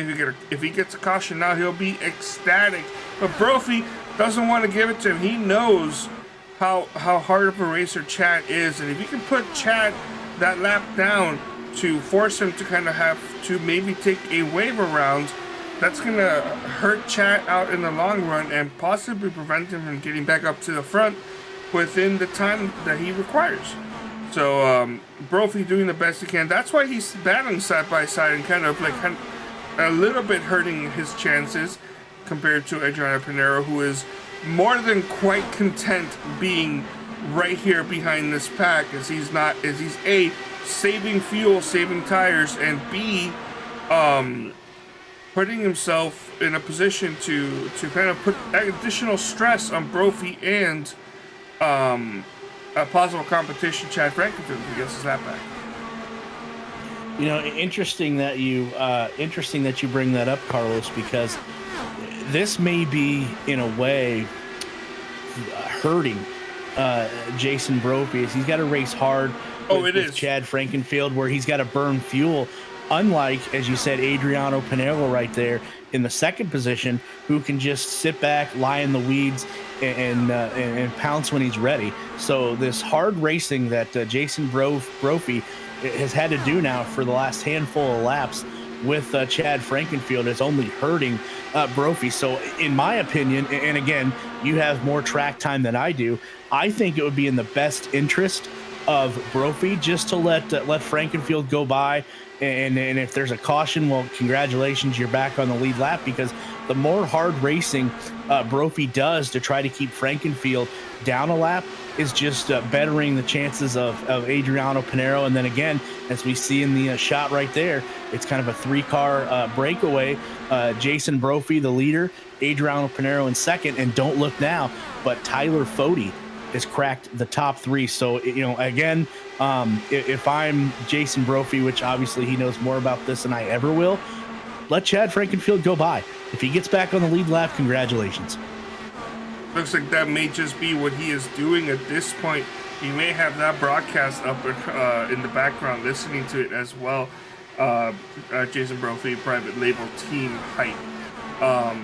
Adriano Pinero right behind them, of course, Tyler Fody from Lake Norman Motorsports, Nicholas Sudik from Team Watson Racing, strong showing by Team Watson here towards the end. Mark Murphy and Tony Schoen have been battling kind of side by side. This Little Eagle and Power Slide Motorsports going around. Power Slide for Tony Schoen, Little Eagle is with Mark Murphy.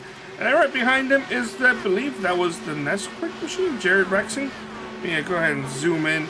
The Little Nesquik machine. Hunter Smith currently in 8th for Little Eagle Racing, and Nick DeGroot, Factory Back Motorsports in 9th, and Little Eagle Racing having their 3rd driver in the top 10, Justin Fortner. He was able to get that position. Yes, he was. So what a great showing here so far, as, you know, like I said, as we get almost under 50 laps left in this Racer On Demand 300. The cream is starting to rise to the top there. Adriano Pinero, Tyler Fody, Nick Sudik, Justin Rexing, Nick DeGroot and Justin Fortner. The cream is rising to the top here as we're getting closer to a lap 200. But again, Brophy doing the best he can to hold off a hard-charging Adriano Paneros. We see a lap car in front of him that may disturb Brophy's line there a little bit and give Panero enough to get by. We'll see what that car decides to do as it slides out of the way of Jason Brophy. Adriano Panero is going to be the next one that racer is going to have to make a choice as to what he's going to do. Looks like Panero is going to drive the high line right behind that car. As we see again, Chad Frankenfield in for, I think Carlos probably going to be his scheduled one, but it's going to be his last stop of the race. This is, I would say, a pretty smart move by Chad Frankenfield. He had the lead. He kind of forced Jason Brophy to kind of possibly kill his stuff just a little bit. And maybe have him now battle with Adriano. Oh no! Adriano Panero's hard into the outside wall. That car is destroyed. No caution, but I would expect one to come out soon. Yeah. Man. Wow, what a turn of events for the current points leader, which that's probably going to change here after this race as we see Adriano Panero right there riding the outside retaining wall. I am shocked. He needs a caution. There's the caution. Yeah, unfortunately, I was shocked. I was shocked that it took as long as it did for race control to throw the 5th caution of the race. But what a turn of events again for the current points leader. Probably not after this race, but Adriano Panero, who hits the outside retaining wall on lap 156. Let's see what happened. He's trying to get past the lap. Oh! No, he was just trying to get to the outside of your current race leader, Jason Brophy. Misjudged the corner at Kansas and just smacked the outside wall. Shoved the car all the way to the inside, and unfortunately, that would do it for him. Let's go on board. You're not gonna like seeing this. Yeah, if you're an Adriano Panero fan, definitely not gonna like that. As you see, he taps the outside retaining wall, and then hell in a handbasket. Something's up. Happens. Yeah, definitely. Here as we see. That is, I'm sorry to cut you off, but that is not what I had predicted. I think something happened with his wheel. No, I don't know what happened. Right there is a wheel jitter, but that could just be iRacing, hiding the actual actions of the driver. It's weird. I want to go back again. Apologize for the same angle. I'm just trying to judge what's happening. Excuse me, I looked at the wrong driver. Let's go back. As we have people going down pit road, and I was praising Chad Frankenfield for going down pit road a little bit early, but nobody expected this to happen, as this is going to hurt him even more. Going on board, there's a little twitch that he does to get to move him up right there. That little twitch. I just don't understand what exactly happened there. I'm so confused. And I would say hurt a little bit that I can't figure out what's going on. This is obviously not what Adriano wanted to do, as he is out of this race, makes contact with Team Watson Racing Machine. We'll see if that is of any significance to that machine. And unfortunately, that did not bring out a caution for so long. That car has absolutely no steering, and he went all the way to the front stretch in that position. I believe the in-race admin is he has rules that he's not allowed, to the backstretch, not allowed to throw manual cautions, which is why we didn't see him throw a manual caution. But that's just something that iRacing kind of needs to look into. We see a driver up against the wall slowing down speeds, and they have ways to possibly detect that type of damage. They should bring out that caution, because that car could not do anything but come to a complete stop. And that sucks for Adriano. We'll see if maybe we get a word on what happened, but for right now, everybody went down pit road.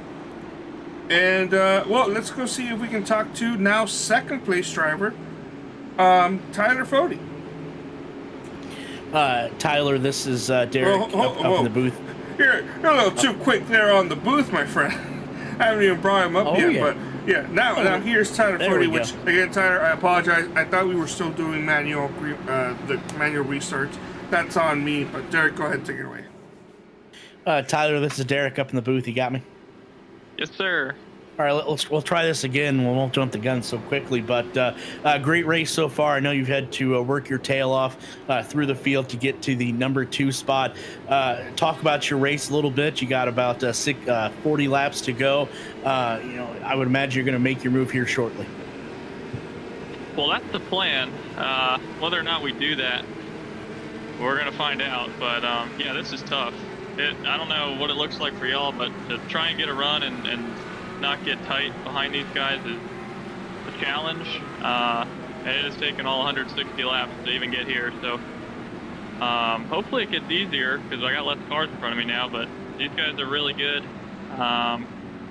So yeah, got to look out the windshield here and keep them all behind me. We're under caution here for the 5th time. Second place at the time, Adriano Pinero. Were you surprised to see him bobble the car the way he did and put it into the outside retaining wall? Yeah, I was caught off guard. I'm not too surprised. I mean, everyone's been kind of on edge. You're watching the guys in front of you. That outside wall will sneak up on you. So, but I didn't expect of all the guys him to do it. So, I'll take the spot. Absolutely.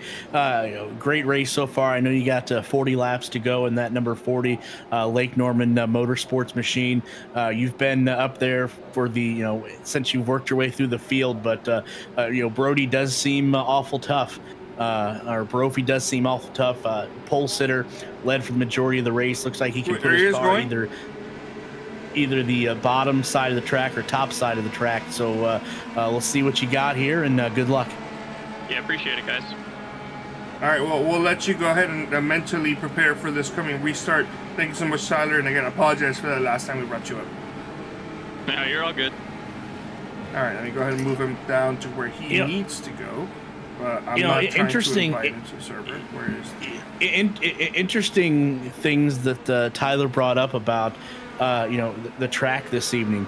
It doesn't look like, from what he's talking about, what he's seeing obviously is a better perspective than we are, but apparently tonight we got a tough track here at Kansas.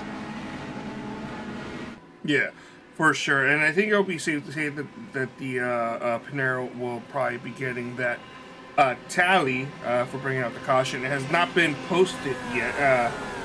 Actually it has been posted. Tally lap 56. Excuse me, tally 56, lap 155. So Pinero did get that tally, unfortunately for him. All right, as you see the green, as we're going to get back underway here with Jason Brophy leading the cars to the start-finish line. Tyler Fody, who we just spoke with, is in second. Nick Sudik in third, Murphy in fourth, and Jared Rexing rounds out your top 5 on lap 162 of 200, as we see Tyler Fody making a challenge on the outside of the track for that top position. But Brody looks like Brophy rather. I got to get in the habit of that. Yeah. It's going to be able to hold him off as we're back single file down the backstretch. Sudik trying to be a player in this as well. Fody rather, is going to take another attempt on the high side, but it looks like Brophy's going to be able to slam the door right there. But Fody going to stick with the high side, as you see Nick Sudik there in the third position, gaining a little bit of ground, and Jared Rexing in the number 10 right there is on the outside. He's looking to get in the mix here, as we see Fody again trying to get a run on the outside. We just talked to him. He said it's tough to get a run this evening. As you see right there, he's got to fall back in line as we cross the start-finish line, lap 165 rather, of 200. And is this where Fody's able to grab the lead, as he's on the outside of Jason Brophy. They are side by side going into the turn, and Fody was going to have looked like he was going to have a little bit of help, but it looks like Sudik may have backed off the throttle just a hair. So Brophy still in the lead there at lap 166. But hard charging Jared Rexing, he's going to look towards the inside. He's going to look for that number 3 position, and he will get it. So now Brophy, Fody, Rexing is your top 3. As Sudik slides to the 4th position, overhead shot here. Brophy to the low side, to the inside. Fody trying to get a run on the high side. Can't do it. He's got to slide back down to the bottom as he crosses the start-finish line. Brophy still holding that number 1 spot. Fody, Rexing, and Sudik both want it. As we are single file going into the turn. Still, Brophy in the lead by just less than 0.4 seconds. Tyler Fody 2nd, Nick Sudik 3rd, Jared Rexing 4th. As we come up to lap 168 now. As Fody trying to pull side by side with Jason Brophy, still can't do it, as Brophy is holding his own there on that bottom side of the track. Fody trying to get a run on the high side. He's going to fall back in line, and Nick Sudik is going to fall behind him. Jared Rexing in the mix as well. That's 1 through 4. But Brophy still leading the way, but Fody climbing ever so slightly, trying to zigzag his way on the track to find some place to go, as he held the lead for just a hot second, as Brophy takes the lead back from Fody on lap 169. But Tyler Fody isn't done. Neither is Nick Sudik. Neither is Rexing, as Rexing slides to the 3rd position. Still, Fody looking for a run on that high line, just can't quite do it, as he's got to fall back in line. What do you got for us, Carlos? No, it's just for a hot second, Brophy did disconnect from the server, or excuse me, did disappear from the server for, I would say, maybe a second and a half. And it kind of seems like maybe a couple others did as well. But it looks like everything is back to stableness. No issues here, as, well, you know, Tyler Fody was talking about how hard it is to kind of get runs here. But I have a feeling if all these guys here in the top 10 kind of stay together, as we have 30 laps to go this time by, we've seen what monster runs that Rexing and Sudik are getting, especially with them having to back off entering the corner to kind of keep them from making anything overtly dangerous, even though you can definitely argue it is go time, with these being 24 or 25 second lap times, I should say. As this race is going to go by quick if we do not get a caution. But if we keep these guys together, we may be seeing monster runs that the leaders are not prepared for. Fody hasn't, he talked about how difficult it is, but he hasn't really been in this big pack to get that huge run, or if he has, it's been such a long time ago that maybe he forgot about it.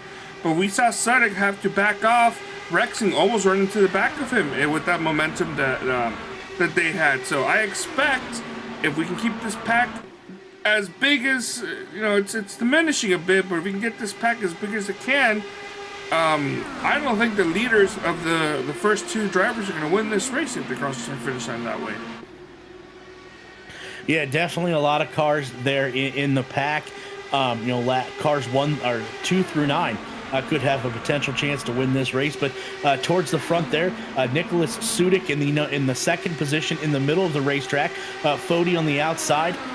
Jason Brophy, who's the race leader, in the inside. Sudik now going to the outside, as we see Brody left again. Ouch, that's got to hurt, as he comes back into the server. So he's having a little bit of connection issues as this race dwindles down. Nicholas Sudik on the outside, Tyler Fody looking towards the middle, trying to make this 3 wide. Sudik now is on the back door of Jason Brophy, as we are now riding with, let's see, who are we riding with? Riding on board with Jared Rexing, one of the independent drivers here. Somebody get this man a contract. He's a good driver for a race team currently, number 10, Nesquik Machine, as this is the 2nd oval race he's been in, and he's been running at the front in both of them. Yeah, absolutely. Gotta love chocolate milk. And when you think of chocolate milk, you think of Nesquik. And Quick right now is Jared Rexing in the number 10 machine. Legally, they cannot call themselves chocolate drink. I think they have to call themselves chocolate drink. Chocolate drink. There we go. Chocolate drink. with 24 laps to go. Rexing closing in as well as Fodi and Sudik on the race leader, Jason Brophy. Jason Brophy continues to drive that low line. Sudik in the middle. Tyler Fodi on the outside just can't quite get a big enough run, as Tyler Fodi talked about, to get around Jason Brody. Maybe this is the time, as Sudik to the middle, Fodi to the high side, and Brophy still able to slam the door, holding on to that lead ever so slightly as we're going down the back stretch. We are wheel to wheel between Brophy and Sudik for 1 and 2 with 23 laps to go. Don't forget about Tyler Fodi there in 3, and Jared Rexing in 4th. What a tight pack racing that we have. And you got to think, though, for the rookie Jason Brophy, in just his 3rd start, he is the race leader with 22 laps to go. He looks in his rear view mirror. He has a whole rear view mirror full of Nicholas Sudik, Tyler Fodi, Jared Rexing, and others. So definitely not jealous or envy Jason Brophy right now, as we're down to 21 laps. Nicholas Sudik, every lap is getting closer and closer to completing the pass, as he's wheel to wheel there with Brophy, but he just can't quite find enough speed to get around Brophy, as Brophy gets to the low side of the track there, as we were 3 wide for just a hair. Now we're back to a single file racing. 20 laps to go, and I'm being told from our boss here that unfortunately, Derik, before you go to bed, you have to say Brophy 100 times, just to make sure you get that engraved in for next week's broadcast. But yeah, these 4 drivers have kind of separating themselves from the rest of the pack, from Mark Murphy, Tony Sho, and Hunter Smith, Jordan Owens, and all that conversation I had about a potential big pack coming here on the white flag. Maybe all for naught, is that's close between Nicholas Sudik from Team Watson Racing trying to side draft against current race leader Jason Brophy from private label Team Hype. Did not work out, as you're maybe a little more familiar with Indy cars than I am, and I know that they have significantly cut back in their ovals. But is side drafting a major thing for Indy cars? It is, but also too, you can't forget that in IndyCar they have that push to pass mechanism there, as you see on the steering wheel. Not here. Okay, so they don't have it in Kansas. Okay.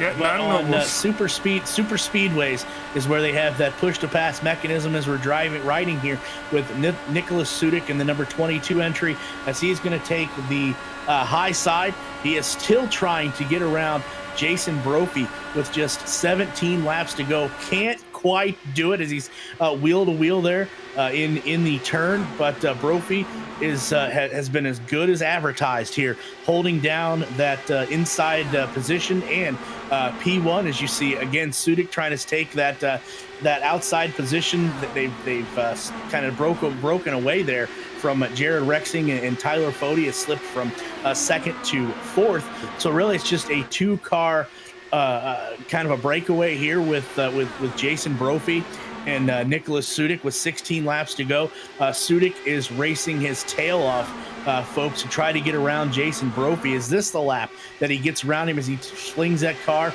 to the high side? Brophy being able to hold that car down there almost to the bottom of the track. We are wheel to wheel now on the backstretch with just 15 to go. Brophy holding his own. Nicholas Sudik doing everything possible. It makes one wonder, is Nicholas Sudik holding his cards close to the vest? Is there something that he's going to do here? Ladies, we're down to 14 laps. Sudik trying everything possible. Brophy has had a rear view mirror full of Nicholas Sudik for the last handful of laps. And you see again pulling wheel to wheel there. Brophy can pull down to the bottom side right there. That's where he gets his best run, folks, is when he can get that car right there on that white line. Nicholas Sudik can't. There's really nothing right now Nicholas Sudik can do. If Brophy can get his car down to that white line, that high side just isn't working for Sudik and others. Tyler Fode tried it earlier. He couldn't pull it off. Sudik, that's his best line. He thinks he can't pull it off. As you see, coming out of that turn, Carlos, when Brophy's got that car stuck to the bottom of the racetrack, you see the run or the jump that he gets coming out of that corner. And per IndyCar rules, the drivers are not allowed to drive below the apron at any point in any oval racetrack here. So that's why you are not seeing Sudik or Rexing or Fode or any of the other drivers kind of dip their toes below that white line like you would see with a stock car at pretty much any track except for the plate races, which is also not allowed. But I don't know. I feel like what Sudik really needs to do, because he is doing he being Brophy doing a phenomenal job being committed to that white line on the inside, is that Sudik needs to kind of back off just enough to get that position as Fode has gone and taken that third place spot, so that he can kind of bring the third and fourth driver with him and kind of push him past Brophy. I think he's just a little too close to Brophy. He just can't get that. He can't get that run when he needs to. When he needs to get that run is through the middle of the corners, because that's where he's losing all that time. That's where Brophy is able to kind of pull away and hold on to that lead position. What he needs to do is back off, reset it, build up the momentum, get additional help.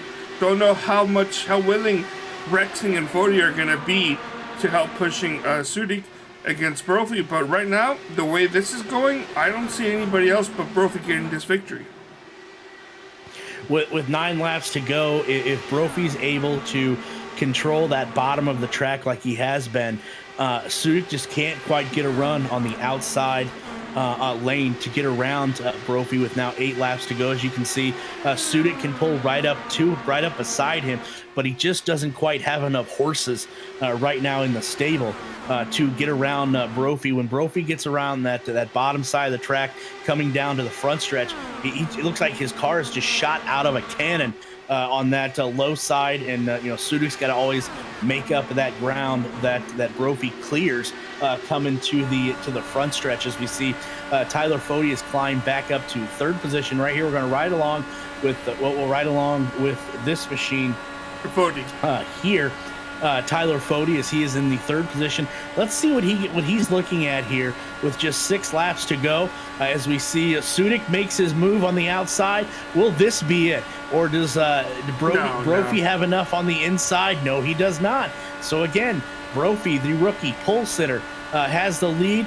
As we're just watching this jockeying for position here, back and forth, and just watch Brophy's car coming off this corner here, coming down the start-finish line. It looks like to me, again, he just gets a great run coming out of that turn to the front stretch, and Sudik trying everything that he can do, that he can think of, but the best he can do is pull right alongside Jason Brophy, but he can't quite complete the pass, as now we just have 5 laps to go. So it looks like Carlos will have a shootout between 2 cars here, as Tyler Fode's keeping his distance, closing, ever so slightly. As I say that, it may be, if Fode can get behind Sudik there, he may give Sudik enough of a push to get around Brophy, but if he can't get hooked in there with Nicholas Sudik with just 3 laps to go, this may be Jason Brophy maybe getting his first win of the 2024 season. Getting on board here, listening to that engine of Tyler Fode, he is just staying there. He's content being where he is. He's backing off. I have a feeling, and Fode is a highly intelligent driver, especially on ovals. He knows what he's doing. As you see Rexing now pulling up to that back bumper, he's going to play part of this. Fode is specifically holding back so he can get a massive run as they're now going 3 wide here with 2 to go. I have a feeling Fode knows what to do, when to do it, and I feel like he's going to get a massive run here within the next lap or so, because he is backing off into the corners to kind of prevent that, to continue with that gap and prevent Sudik from being able to do anything. But here we go. Last lap, Derik, take it away. All right, we are on the last lap. Jason Brophy trying to get his first win of the 2024 season, trying to hold off Nicholas Sudik and a hard-charging Jared Rexing. Sudik is going to pull on the outside. Is this the time where he gets enough horses under that in the engine of his to make the move? Brophy still stays on the bottom of the track. He will not do it. Jason Brophy is going to pick up his first win of the 2024 season here at the Kansas Speedway. Wow.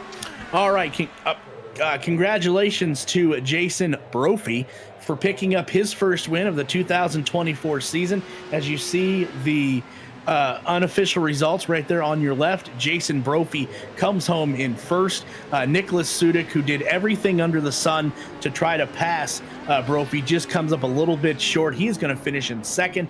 Jared Rexing works his way through the through heavy traffic today, comes home third. Tyler Fody fourth.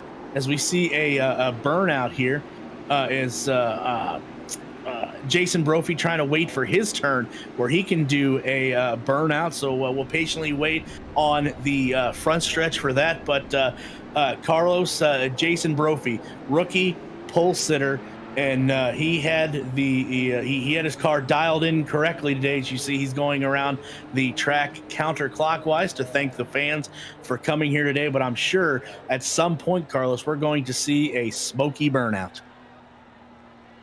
Yeah, indeed. Not sure why this has popped back up again, but let's go ahead and bring up the overall finishing results here.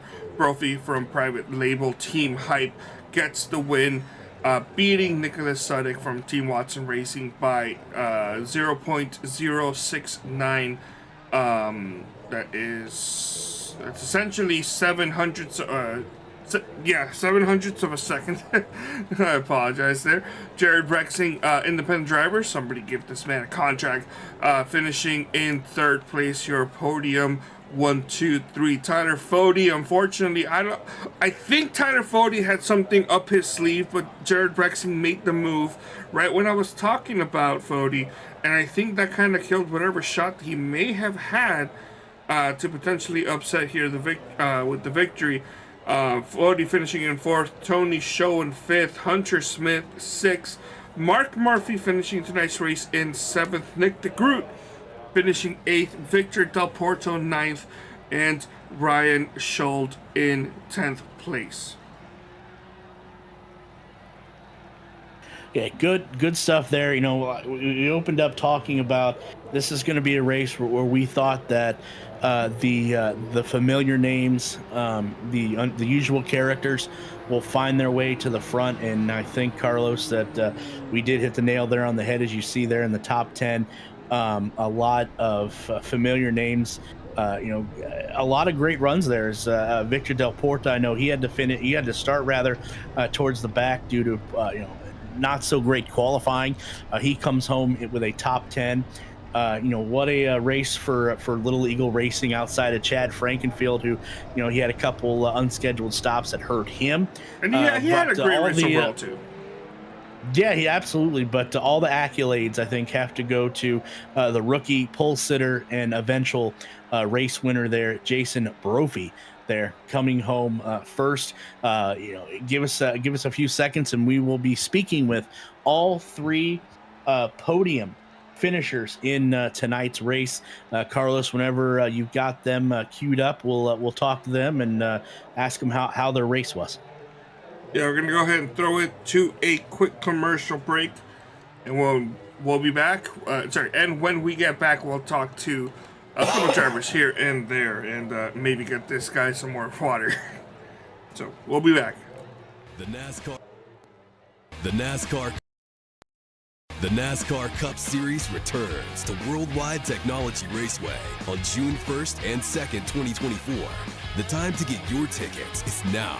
For only $10 down, you can lock in your seats for an incredible weekend of family fun, featuring the Enjoy Illinois 300 and the Confluence Music Festival. Racing, music, camping, it all adds up to one amazing party. Go to www.raceway.com for the hottest ticket of the year. Racing isn't easy.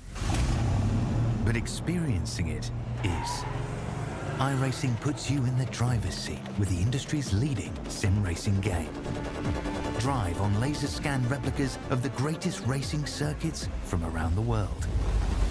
Go head-to-head against other drivers chosen by skill-based matchmaking to ensure competitive racing at every level. Compete across all your favorite series. In officially licensed cars, engineered to deliver the most accurate driving experience possible.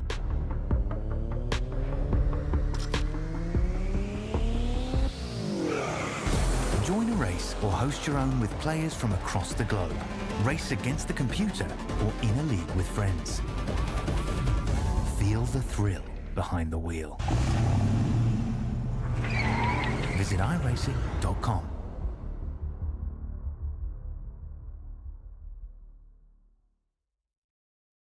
We're back.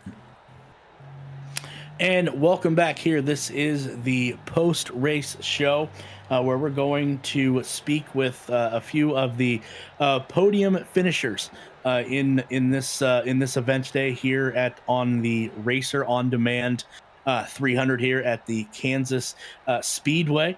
And the first driver that we're going to be speaking with, Carlos, is who? Is Nicholas Seddick, second place finisher. All right, Nicholas, first and foremost, congratulations on your second place finish. I know it's not what you wanted. Obviously, you want to be the winner, but talk about your race. I know you had to come through the pack, so to say, to come home second place this evening. Yeah, thanks. Oh, sorry, dropped my gloves there. Thanks, everybody. Yeah, it was gonna be an uphill battle. I didn't get the qualifying that I really wanted to. Kind of getting adjusted to a 2-lap average was a little bit different. Didn't get the release that I wanted to, but you know, top 10 finish. A really hot track to begin. A lot of actually tire management in the first like 3 phases of this race, and then the final stint or so, track temp dropped so much that Jason was able to hold that line just with pinpoint precision. Because a little bit more wheel and you burn it up. So you know, shout out to Brophy there for really digging hard. I will get a win here eventually. It's a long time coming. I have a few podiums in the past, but since coming back, you know, I've been really trying to hunt out that first victory. It'll come though. I mean, especially, you know, digging through the pack there at like I think 12th or 13th at one point after the first or second stops. You know, real testament to the time put in this car and getting readjusted to it. But yeah, no, it feels great. Listen, I will take a second place. I will take second place points, and a huge boost in those standings. Yeah, I can tell in your voice, you know, you're playing the bridesmaid, but you definitely want to be the bride. And I thought it was interesting. You made it very interesting late. I know you were trying to get that high side to get a run on Brophy, but as you mentioned, Brophy just too strong, especially coming out of that corner where he could hold his car down to the bottom side of the track. And it seemed like coming out of that corner to the front stretch, it looks like his car was just shot out of a cannon. Yeah, and honestly, as the laps went on and the tire wear started to happen, it was kind of a game of holding my own position too, because Jared and Tyler were both really going at it. You know, especially after I kind of sent it 3 wide middle there. Fody wanted it back really badly, so I had to do some smart defensive driving. You know, no blocking obviously, but you know, just little bit of making sure I have enough spacing, good entrance in. But that kind of driving, you know, it's you're not going to be quite as precise as you need to be able to really pinch that low line down low once it becomes dominant. Once the temperatures drop at really any 1.5 mile course in these cars, but especially like Kansas or Las Vegas, you can kind of do that in 1 and 2 as well. So, but yeah, no, fantastic run. Just I'm stoked to be here in the booth with y'all. Nicholas, again, I know you touched on great race, especially in the points department. Congratulations on that. Anybody you want to give a shout out or notice to? Yeah. First off, Team Watson Racing Setups. I build their Toyota GR 86 setups for SimLab, Brush Car Challenge. I've been doing that a lot since IndyCar kind of went away for a bit. Getting my road course tools, or my road course skills retooled a little bit, which is nice to go back to basics. Ohio DDR and the Ohio rhythm game community always comes out and supports me with watching the VOD, or just giving a couple likes on the social media. All American iRacers as well too, my actual IndyCar team right now too. Shout outs to them, gearing up towards, slowly creeping towards the month of May, both here in the league and then also that iRacing Indy 500. Been clamoring, been aching to be there in that top broadcasted split, in the top 33 or so qualifiers. So I think, momentum like this early on sets the tone for a good year going forward.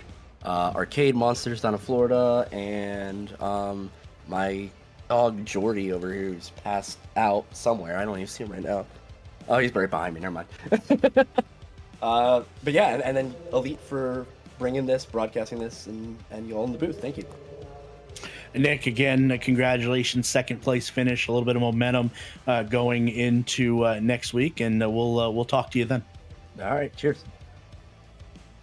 That was second place finisher Nicholas Sudik in the number 22 Team Watson Racing entry. Carlos, who do we have next? Fucking unmute my mic.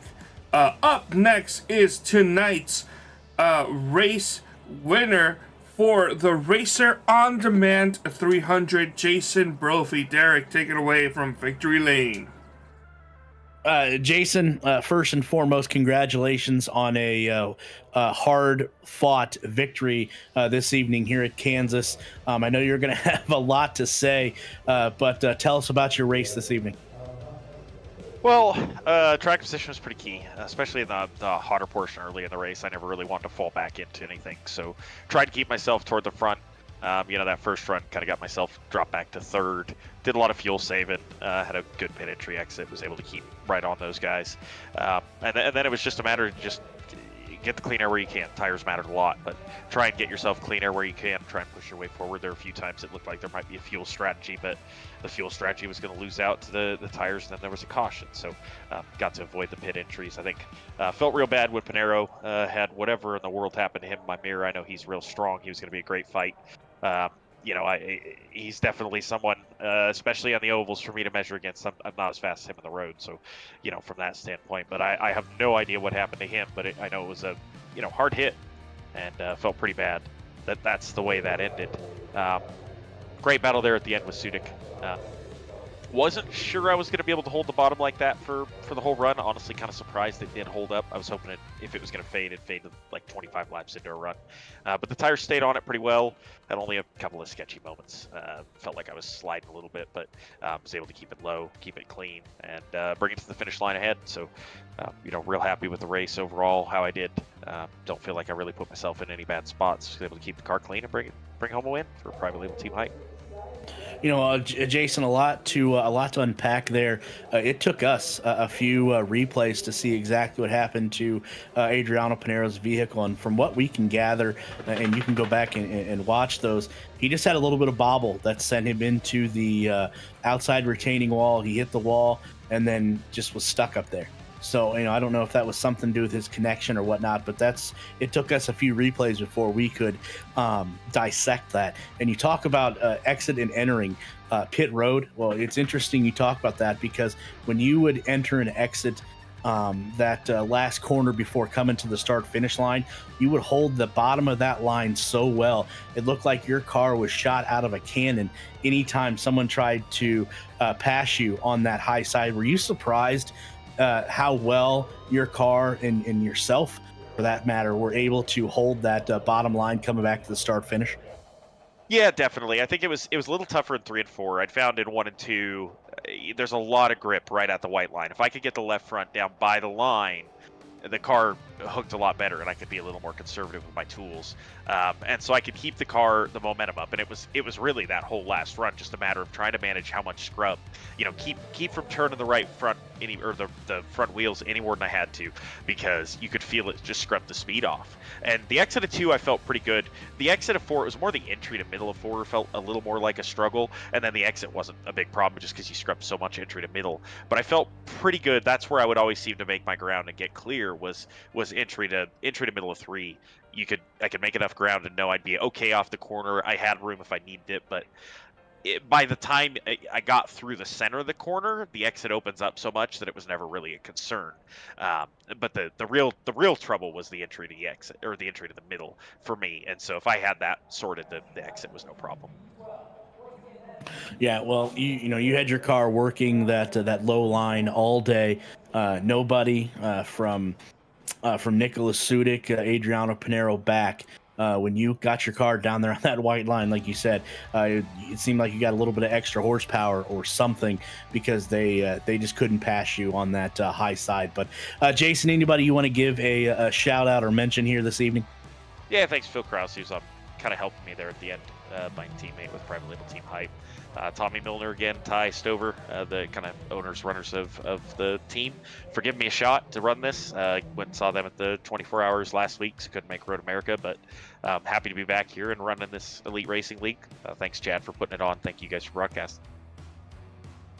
Absolutely, Jason. Congratulations, not only being the pole sitter for tonight's race, but the eventual race winner. We'll see you again at Mid-Ohio next week, and hopefully you'll be able to master the road course there at Mid-Ohio. Hey, I like that one, so that at least it's a road course I like a lot. So. All right, Jason. Congratulations, and we'll talk to you next week. All right, that was your podium finishers. Carlos, do you have any more, or is that what we all have lined up for the season? No, unfortunately, third place finisher is not on the Discord, on any voice chat in the Discord for me to bring him up. So I feel like that's going to do it here for us tonight. Any last notes, Derik? Because we had a fantastic race. We saw a lot of fun racing, a lot of fun battling, and some shocking moments too as well. But next week will be fun. But actually, yeah, no, we do have something we have to go over, and that is the Elite schedule.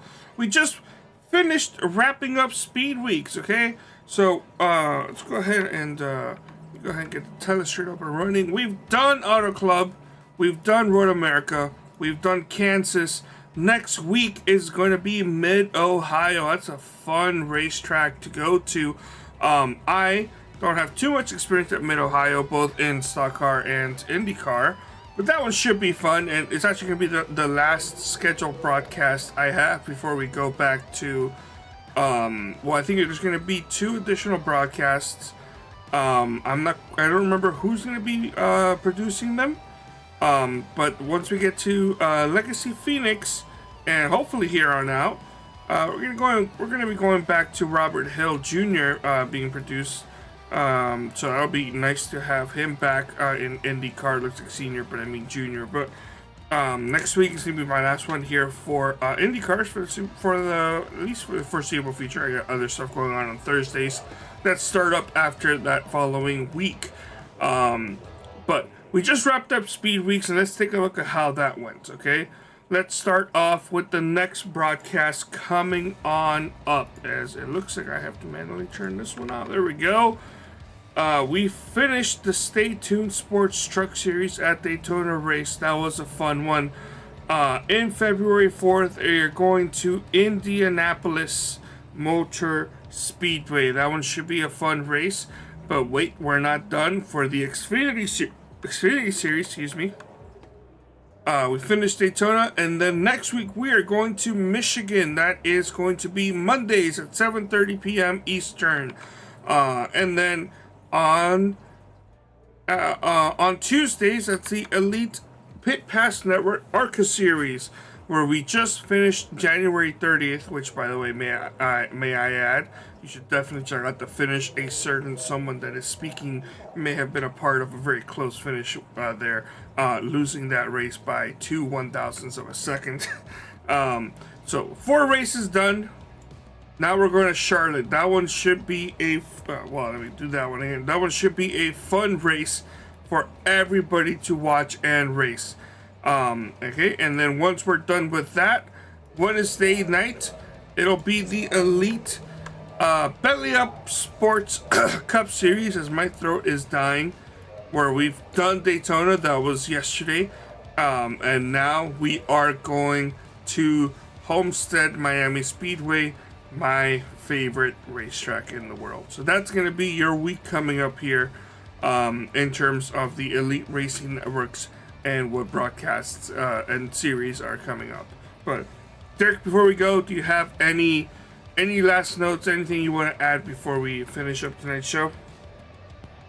Good stuff there, as always, on the production end of things.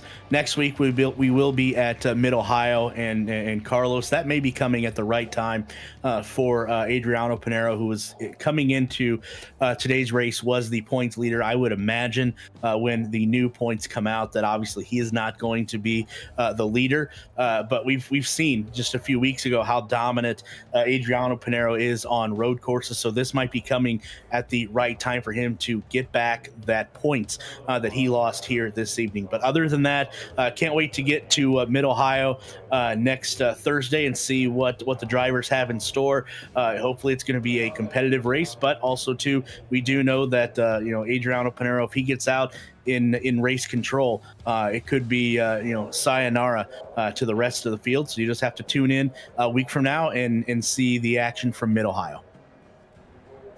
All right, well said. Well, we will see you here next week at Mid-Ohio. And, well, everybody stay safe. And, yeah, see you next time. All right, I am still hungry. Let's go finish this broadcast.